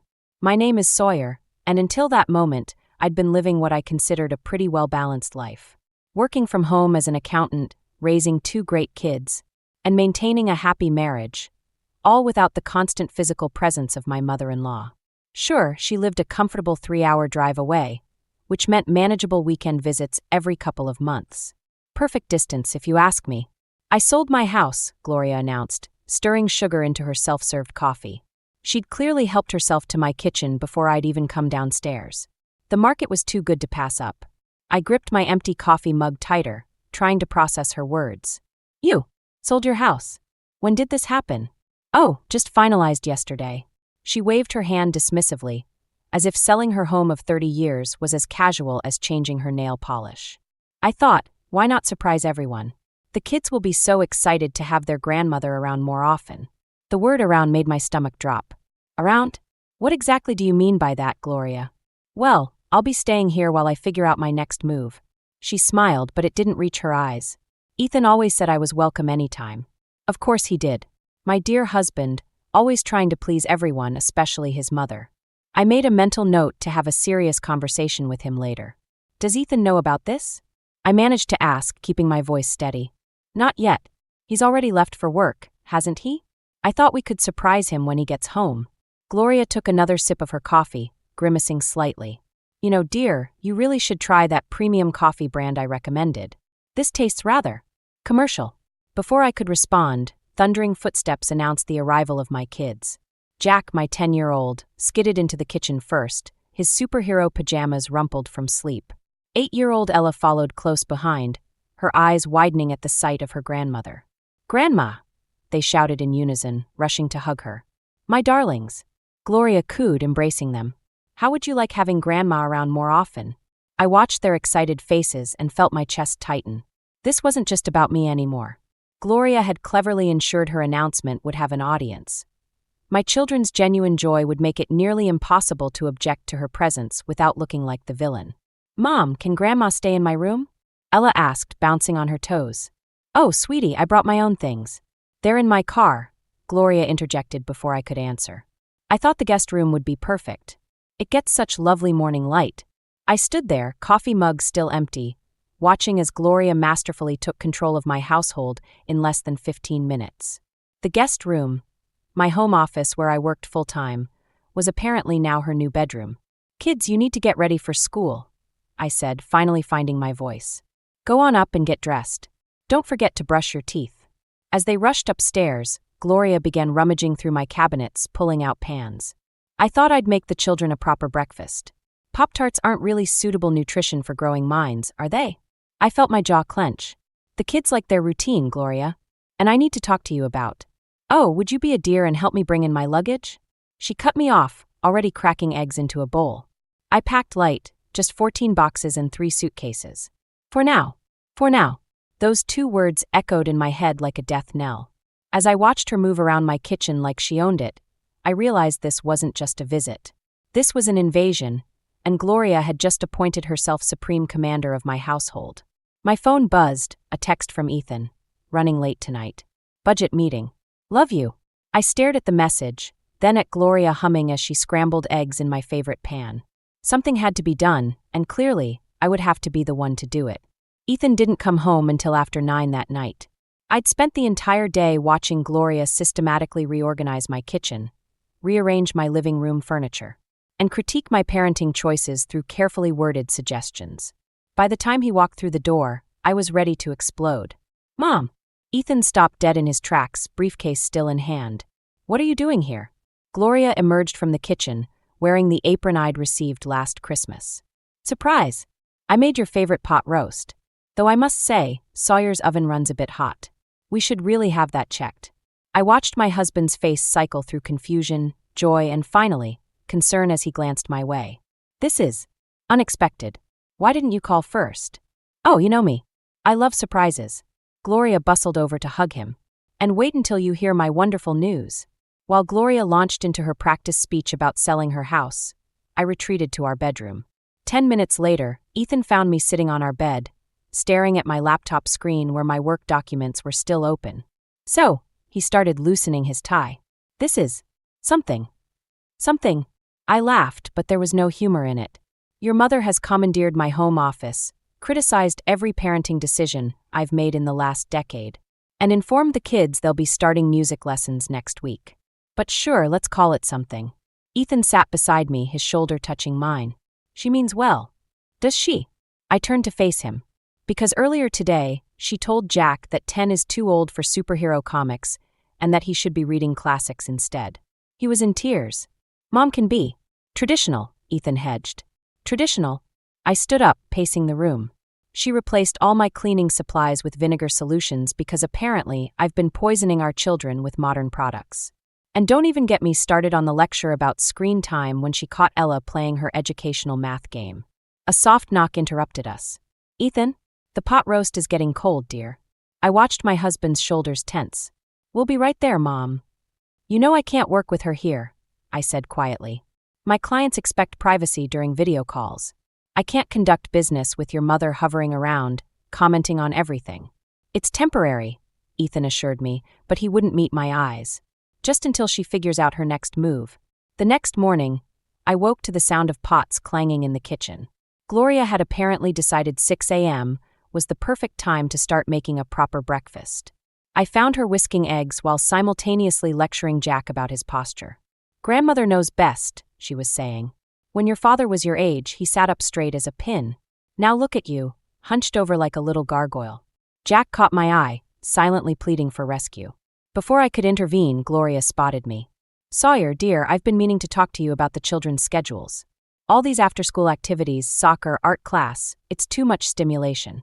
In my experience as a teacher, children need structure, not chaos.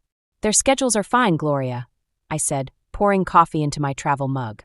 They're happy and doing well in school. Well, if you say so. Her tone suggested otherwise, though I noticed Ella's multiplication tables could use work. I've already ordered some workbooks. I nearly dropped my mug. You what? Just a few supplementary materials. Nothing excessive. She turned back to the stove. Oh, and I took the liberty of signing them both up for piano lessons. The teacher's an old colleague of mine. We start next Tuesday. I felt something snap inside me. No, you didn't. I'm sorry. You don't get to make these decisions, Gloria. This isn't your household. The kitchen fell silent. Jack slipped away, leaving his half-eaten breakfast behind. Gloria slowly placed the whisk down, her back still turned to me. I'm only trying to help, dear. Someone needs to think about the children's future. The implication hung in the air like poison gas. I grabbed my keys, my hands shaking. I'm taking the kids to school, I announced. When I get back, we need to talk about boundaries. Gloria's reply followed me down the hallway. Of course, dear. Though in my experience, boundaries often limit a child's potential. Just look at how Ethan turned out under my guidance. I closed my eyes, counted to 10, and called the kids. This wasn't over. Not by a long shot. After dropping the kids at school, I decided to work from my favorite coffee shop rather than return home to another round of Gloria's helpful suggestions.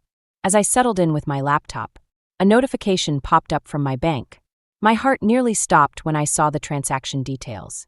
Gloria had used Ethan's old credit card, the joint one he'd forgotten to cancel after getting a new one, to make several large purchases. Piano lessons weren't the only thing she'd been arranging behind our backs. My hands shook as I scrolled through the charges. Private tutoring services, educational software subscriptions, and most alarming of all, a 5-figure deposit on a condo. In our neighborhood, my phone buzzed. Gloria's text read, Dear, I noticed you left without properly clearing the breakfast dishes. I've rearranged your kitchen cabinets to a more logical system. Also, the children's new tutor starts tomorrow. I called Ethan immediately. Your mother just spent $12,000 of our money. What? His voice cracked. That's impossible. She doesn't have access to our accounts. Remember your old Capital One card? The one you kept as a backup? She must have found it in your desk. The silence on his end spoke volumes. There's more, I continued. She put a deposit down on a condo, 3 blocks from our house. Maybe this is good news? Ethan's voice was hesitant. If she has her own place. The deposit was made with our money, Ethan. Our money. When I finally returned home that afternoon, I found Gloria in my home office, surrounded by boxes of my work files. She'd cleared my desk completely, replacing my dual monitors with framed photos of herself with the kids. "Oh, good, you're back," she said, not looking up from her organizing. "I hope you don't mind, but this room really wasn't being utilized properly. I've donated your old desk chair. Terrible for posture. The new one I ordered should arrive tomorrow." "Gloria," I said, trying to keep my voice steady, "we need to talk about the credit card charges." She waved dismissively. "Ethan always said I should treat this as my home too. And really, the children need proper guidance. That tutor comes highly recommended. You had no right." "I have every right," she cut in, her voice sharp. "I sold my house to be closer to my family. Everything I'm doing is for this family's benefit. Unlike some people, I think about the future." "What's that supposed to mean?" Gloria finally looked up, her expression eerily calm. "Well, dear, let's be honest. Working from home, letting the children play those violent video games, serving processed foods. These aren't exactly hallmarks of good parenting, are they?" Before I could respond, my phone chimed with an email. It was from my biggest client, canceling our afternoon video call because they'd received a concerning email about my professional setup being compromised. "Did you?" I stared at Gloria. "Did you contact my client?" I merely suggested that conducting business calls from a family home might not be the most professional arrangement. She smiled. "I'm sure they appreciated the heads up about privacy concerns." My vision blurred with anger. "You had no right to interfere with my work." "Oh, Sawyer," Gloria sighed, arranging another photo frame on my former desk. "I know change is difficult, but you'll thank me later. Now, about the children's new schedule. Get out." The words came out barely above a whisper. "Ibiyo pardon." Get out of my office. Now. Gloria's face hardened. "I've raised a child. I've taught hundreds more. I think I know what's best." "What's best?" I laughed, a harsh sound that surprised even me. "You want to know what's best? Not undermining my career. Not stealing our money. Not trying to take over my children's lives. I see Ethan was right about your tendency toward hysteria," Gloria said quietly. "We'll discuss this later when you're more rational. Oh, and dear? The condo I put a deposit on? It's not just an investment. Consider it my permanent residence. We're going to be seeing a lot more of each other." She brushed past me, leaving behind the scent of her perfume and the crushing realization that this wasn't a temporary invasion. This was just the beginning of her takeover plan. My phone buzzed again, another client rescheduling. As I watched my professional life unravel in real time, I knew something had to give. And soon, Jack's scream echoed through the house, sending me running upstairs. I found him in his room, frantically pulling books from his shelves while Gloria stood by the doorway, arms crossed. "My comics." His voice cracked as he turned to me, tears streaming down his face. "They're gone. All of them. I took care of those inappropriate materials," Gloria announced, her tone suggesting she'd done us all a favor. "A growing boy needs proper literature. I've replaced them with some classic novels, the kind your father read at his age." I stared at the pile of leather-bound books on Jack's desk, then at my son's devastated face. Those comics weren't just entertainment, they were his prized possessions. Some were rare editions Ethan and I had tracked down for his birthday, others were gifts from friends. They represented years of collecting. "Where are they, Gloria?" "The garbage collectors came this morning." She smiled, pleased with herself. "I must say, it feels wonderful to finally address this issue. Those violent pictures were rotting his brain." Jack slumped onto his bed, shoulders shaking. I sat beside him, pulling him close while my mind raced through possibilities. Thursday pickup meant the truck was probably still in the neighborhood. "Get your shoes on," I told Jack. "We're going comic hunting." Gloria stepped into the room. "Now, Sawyer, don't undermine my authority. Jack needs to learn." "Your authority?" I stood up slowly. "You have no authority here." "None. I am his grandmother, who just threw away hundreds of dollars worth of his personal property without permission." I grabbed my keys. "Jack's shoes. Now." We spent the next hour following the garbage truck's route, but it was too late. Jack's collection was gone, buried somewhere in the back of a compactor headed for the landfill.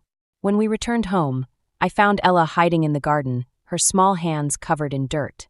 "Grandma said I can't plant flowers anymore," she whispered. "She says it's unladylike and I'll ruin my hands." Something snapped inside me. I marched into the house, finding Gloria rearranging my living room furniture again.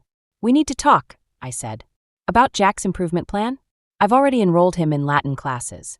Much more suitable than those cartoon books. About you leaving." Gloria froze, then slowly turned to face me. "I see what's happening here. You feel threatened because the children are finally getting proper guidance. Ethan warned me about your insecurities." "Excuse me." "He confided in me, dear. About your resistance to traditional values, your modern parenting notions." She adjusted a picture frame with deliberate precision. "He agrees the children need more structure." My phone buzzed, a text from Ethan. Mom called. "Maybe we should let the kids try some of her suggestions? Keep the peace." I felt the walls closing in. Gloria had somehow managed to turn my own husband against me, using his lifelong pattern of seeking her approval to manipulate the situation. "The children are fine," I said, my voice steady despite my racing heart. "They were happy, well-adjusted, and thriving before you arrived. The only problem here is you." "Well," Gloria's eyes narrowed, "we'll see what Ethan thinks about that when he gets home. I've already invited the new tutor for dinner to discuss the children's deficiencies." She brushed past me, pausing at the doorway. "Oh, and I took the liberty of canceling Ella's garden club. She'll be starting ballet instead. Much more appropriate for a young lady." I watched her disappear upstairs, probably to rearrange another room of my house. Through the window, I could see Jack sitting in the backyard, staring at the spot where he used to read his comics. Ella was still hiding among her flowers, likely wondering if they'd be the next things taken away. This wasn't just about me anymore. Gloria wasn't just trying to take over my home. She was systematically destroying everything that made my children unique, happy, and confident. And somehow, she'd managed to convince Ethan it was all for the best. I pulled out my phone and started searching. If Gloria wanted to play games, fine. But she wasn't the only one who could make plans. It was time to fight fire with fire, or in this case, something with 8 legs. I found Lila Torres's art studio tucked between a coffee shop and a vintage bookstore. The window display featured elaborate spider sculptures made from twisted metal and dark glass. "Perfect. So let me get this straight," Lila said, twirling a purple-streaked lock of hair. "You want me to transform your house into a spider-themed nightmare to drive out your mother-in-law?" "She has severe arachnophobia," I explained, watching Lila sketch quick designs. "And she's destroying my family." "Say no more." Lila's pencil moved faster. "I've got an installation that'll make your place look like the set of Arachnophobia Meets Modern Art." "When do we start?" That evening, I convinced Gloria to attend her church group's potluck dinner. As soon as she left, Lila arrived with her team. We had 4 hours. "Mom's really afraid of spiders?" Jack asked, helping unpack boxes of decorations. "Terrified," Ethan confirmed, surprising me with his enthusiasm. "Remember when she found that tiny spider in her garden and refused to go outside for a week?" Ella looked up from the box she was exploring. "Is this mean?" I paused, her question hitting harder than expected. "Sometimes," I said carefully, "we have to be a little mean to protect what matters." Lila's team worked efficiently. Subtle spider web patterns appeared on the walls, nearly invisible until they caught the light. Delicate metal sculptures hung from corners, casting spindly shadows. The piece de resistance was the guest room, my former office, where an enormous abstract spider sculpture dominated the ceiling, its legs stretching down the walls. "It's beautiful," Lila declared, stepping back to admire her work. In a creepy, unsettling way. We finished just as Gloria's car pulled into the driveway. The kids retreated to their rooms, and Ethan and I positioned ourselves in the kitchen, trying to act natural. Gloria burst through the door, clutching her casserole dish. That potluck was dreadful. Nobody appreciated my traditional recipes. "Now about tomorrow's schedule." She stopped mid-sentence, staring at the wall where the light had caught one of the web patterns. "What is that?" "What's what?" I asked innocently. Gloria stepped closer, squinting. Her face paled as she noticed more webs, then the subtle sculptures in the corners. "Are those spiders?" "Oh, those." Ethan's voice was casual. "Just some new art we picked up. Very modern."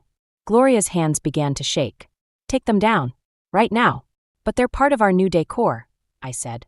"The artist spent hours installing them. Besides, they're not real spiders." "I don't care what they are." Gloria's voice rose. "This is completely inappropriate. I won't stay in a house with these things." "Well," I said slowly, "you could always move into that condo you put a deposit on." The one you bought with our money. Gloria's eyes narrowed. Ethan, are you going to let her speak to me this way? Actually, Mom, Ethan stepped forward. We need to talk about those credit card charges. This is ridiculous, Gloria sputtered. I'm going to my room. We followed her upstairs, watching as she opened the guest room door and froze. The massive spider sculpture loomed above, its shadows dancing in the evening light. Gloria screamed. Take it all down, she demanded, backing away. This instant. No, I said quietly. This is our house, Gloria. Our rules. Our choices. If you don't like it, you know where the door is. You planned this, she whispered, realization dawning. You're trying to drive me out. Like you tried to drive out everything that makes my children happy? I countered. Their comics? Their gardens? Their choices. Gloria turned to Ethan, tears welling up. You're choosing her over your own mother? I'm choosing my family, he replied. All of it, including boundaries. Gloria's face hardened. Fine, if that's how you want to play this. She pulled out her phone. I still have that condo deposit. And when the children realize what a mistake this is, they'll know where to find their grandmother. As she stormed out, I caught a glimpse of something in her expression. Not just anger, but fear. Fear of losing control, of being alone, of becoming irrelevant. For a moment, I almost felt sorry for her. Almost. Then I remembered Jack's comics in the garbage, Ella's abandoned garden, and my determination hardened. Sometimes protecting your family means making difficult choices. And this was just the beginning. I thought Gloria's departure meant victory. I was wrong. The next morning, Child Protective Services showed up at our door. We received an anonymous report, the social worker said, flipping through her notes. Concerns about an unsafe home environment, psychological manipulation of minors, and... She paused, frowning. Disturbing decorative choices meant to inflict emotional distress? My stomach dropped as I invited her in. The spider installations, which had seemed like such a clever plan yesterday, now felt like evidence against us. I watched her take photos, noting every web pattern and shadow-casting sculpture. The children's grandmother provided extensive documentation, she continued, gesturing to a thick folder, including receipts for educational materials that were allegedly destroyed, records of canceled enrichment activities, and concerning text messages. Of course, Gloria had kept records. She'd been a teacher for 30 years. Documentation was second nature to her. My phone buzzed. Ethan, Mom's lawyer, called. She's suing for grandparents' rights and partial custody. Claims were unstable. The social worker interviewed Jack and Ella separately. Through the closed door, I heard Jack's voice crack as he described losing his comics. Ella talked about her garden, then burst into tears. Mrs. Bennett, the social worker said afterward, we have some concerns. This isn't what it looks like, I started, but she held up her hand. We have reports of you using psychological warfare against a family member, disrupting the children's educational progress, and creating an environment of hostility and fear. That's not. Your mother-in-law provided evidence of her attempts to enhance the children's education, while you appear to have deliberately triggered her documented medical condition to drive her away. A knock at the door interrupted us. Lila stood there, looking uncomfortable. Sorry, but I need to remove the installations. The invoice wasn't paid. I closed my eyes. Gloria had canceled the payment. Mrs. Bennett, the social worker continued, given the circumstances, we're recommending a temporary custody evaluation. The children will stay with their grandmother during this process. No, I whispered. You can't. Mom. Jack appeared in the doorway, his face pale. Grandma's here with police officers. I rushed to the front door. Gloria stood on our porch, flanked by 2 officers and a man in a suit I assumed was her lawyer. She'd traded her usual floral dress for a conservative business suit. This gives us temporary custody, the lawyer said, holding out papers. Given the documented psychological abuse and unsafe living conditions, the court agreed to an emergency order. Unsafe? I sputtered. You're the one who. Now, dear, Gloria cut in smoothly. Let's not make this more traumatic for the children than necessary. Jack, Ella, pack your overnight bags. Grandmother will help you get settled in the new condo. I watched, paralyzed, as my children were led away. Ella looked back once, tears streaming down her face. Jack wouldn't meet my eyes at all. This is what happens, Gloria murmured as she passed me, when you try to outsmart someone with decades of experience handling difficult situations. I taught middle school for 30 years, dear. Did you really think your little spider trick would work? After they left, I found Ethan sitting in Jack's room, holding one of his son's abandoned action figures. "The lawyer says fighting this could take months," he said quietly. "Mom's documented everything. Every conversation, every decision we made. She's painted us as unstable parents who used psychological torture against a vulnerable elderly woman. We were protecting our family," I said, but the words felt hollow. "Were we?" Ethan looked up, his eyes red. "Because right now our kids are sleeping in another house, probably terrified and confused. And the worst part?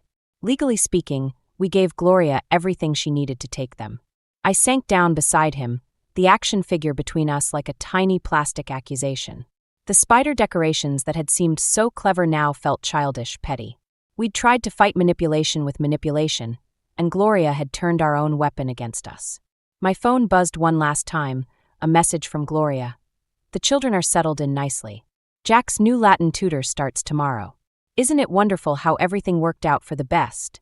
I stared at the message until the screen went dark, reflecting my own defeated expression back at me. We'd lost more than a battle with Gloria. We'd lost our children. 3 days after losing our children, Gloria called to say Jack had fallen ill. When we arrived at her condo, we found our son perfectly healthy, sitting at a desk covered in Latin worksheets. "A small miscommunication," Gloria said, not even pretending to look apologetic. "But since you're here, we should discuss the children's future." The condo was a museum of forced perfection. Classical music played softly in the background. Ella sat ramrod straight at a small table, practicing cursive. No dirt under her fingernails, no joy in her eyes. "Jack," I said, keeping my voice steady, "why don't you show your dad your room?" Once they left, I turned to Gloria. "Enough games. What do you want?" "Want?" Gloria adjusted a perfectly positioned flower arrangement. "I want what's best for my grandchildren. Structure. Discipline. Proper education." "You mean control?" "I mean salvation from your permissive parenting." She smiled thinly. "Though I am willing to negotiate visitation rights." "Negotiate?" I stepped closer. "These are our children, not bargaining chips. Children who are finally thriving under proper guidance." Gloria gestured to Ella's perfect handwriting. "No more comic books or dirt digging. Real achievements." Something in Ella's posture caught my attention. Her shoulders trembled slightly, her pencil pressing too hard against the paper. She wasn't practicing cursive, she was drawing tiny flowers in the margins, then quickly erasing them. "Ella, sweetie," I said softly, "what happened to your garden?" "Grandmother says ladies don't play in dirt," she whispered, not looking up. "And Jack's new Latin tutor?" I asked Gloria. "How's that going?" "Excellent. He's finally learning something worthwhile." From down the hall came the sound of breaking glass, followed by Jack's voice. "I hate this. I hate all of this." We rushed to find Jack standing amid the shattered remains of a crystal vase, tears streaming down his face. "I don't want to learn Latin. I don't want to be proper. I want to go home." "Now, Jack," Gloria started, but Ethan cut her off. "Stop. Just stop, Mom." His voice was different, harder than I'd ever heard it. "Look at them. Really look at what you're doing to your grandchildren. I'm giving them opportunities." "You're crushing them," I interrupted. "Like you tried to crush Ethan. But here's what you never understood. Our kids were already thriving. Jack's comics taught him creativity and moral courage. Ella's garden showed her how to nurture life and find beauty in small things." "Sentimental nonsense," Gloria scoffed, but her voice wavered. "Is it?" I pulled out my phone, showing her Jack's last report card. Top marks in creative writing. His teacher said his superhero stories showed exceptional empathy and understanding of complex moral choices. Ethan joined in, displaying photos on his phone. Ella's science project on plant growth won first place. Her dirt digging taught her more about biology than any textbook. But Gloria's perfectly composed facade cracked slightly. "But structure, discipline." "Mom," Ethan said quietly, "when was the last time you saw them smile? Really smile?" Gloria looked at her grandchildren, really looked at them for the first time. Jack, surrounded by broken crystal, his worksheet crumpled in his fist. Ella, her perfect posture crumbling as silent tears fell onto her cursive practice. "I just wanted," she whispered, then stopped. "Wanted what?" I asked, gentler now. "To not be alone? To feel needed? There are better ways, Gloria." "We're taking our children home," Ethan said firmly. "You can fight us in court, drag this out for months. Or you can realize that love isn't about control." Gloria sank into a chair, her carefully constructed world crumbling like the shattered vase. "I don't know how to be any other way." "Then learn," I said. Not by controlling, but by understanding. Start by really seeing who your grandchildren are, not who you want them to be. Jack moved first, picking up a piece of broken crystal. I'm sorry about the vase, grandmother. I'm sorry about your comics, she replied, her voice barely audible. It wasn't a complete surrender, not yet.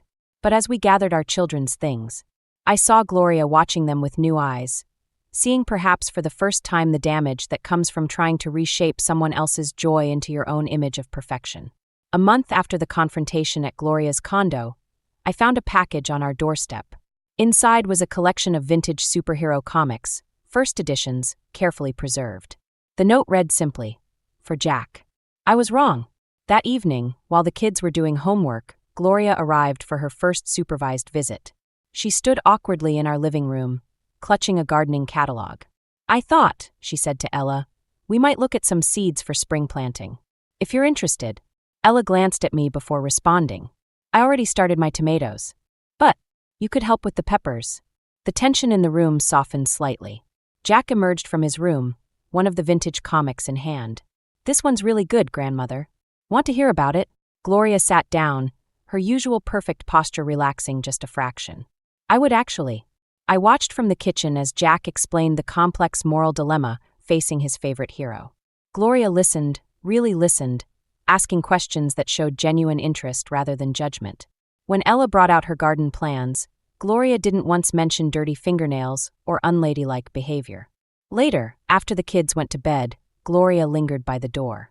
"The condo sold," she said quietly. "I'm moving to a smaller place. Still in town, but not so close." "That's probably best," I replied. "I found this while packing." She handed me a photograph. Ethan at 10 years old, reading a comic book, joy evident on his face. The last one I let him keep, before I decided he needed to grow up. I didn't understand then what I was taking away. I studied the photo, seeing echoes of Jack in young Ethan's expression. "I was so afraid," Gloria continued, "of becoming irrelevant, of being forgotten. I thought if I could shape them into my idea of success." She trailed off, shaking her head. "You don't have to be perfect to be loved, Gloria. Neither do they. I'm learning that. Slowly." She straightened her jacket, a ghost of her old formality returning. "I've enrolled in a gardening class. And a therapy group. For grandparents learning to let go." As she turned to leave, I remembered something. "Wait here." I retrieved a small spider plant from my office, one of Ella's propagation projects. "It's hardy," I said, holding it out. "Thrives in most conditions. But it needs room to grow its own way." Gloria took the plant, understanding flickering across her face. "Like children. Like all of us." After she left, I found Ethan in Jack's room, arranging the vintage comics on a new bookshelf. "Mom called her lawyer," he said. "She's dropping everything. No more custody battles, no more court dates." "Good." I picked up one of the comics. Though I have to admit, I never expected vintage comics as a peace offering. "She's trying," Ethan said softly. "It's not perfect, but it's something." The next morning, I noticed new growth in Ella's garden. Tiny shoots breaking through the soil where she and Gloria had planted pepper seeds. Beside them stood a small sign in Gloria's precise handwriting. "Growth takes time. Love takes patience." I thought about the spider decorations, still packed away in our garage. Our attempt at revenge had backfired spectacularly, yet somehow led us to a better resolution than I'd imagined possible. Not through forcing Gloria out, but by making her see what she was really losing. Jack's voice drifted from his room as he read his new comics. Ella hummed in her garden. From the kitchen came the sound of Ethan making breakfast. Normal sounds, ordinary moments. The very things Gloria had tried to perfect right out of existence. My phone buzzed with a text from Gloria. "The spider plant looks lovely in my window. Though I prefer to think of it as a friendship plant now." I smiled, typing back. "Growth takes time. Love takes patience. Sometimes the best revenge isn't revenge at all. Sometimes it's showing someone a better way to love, messy, imperfect, and real.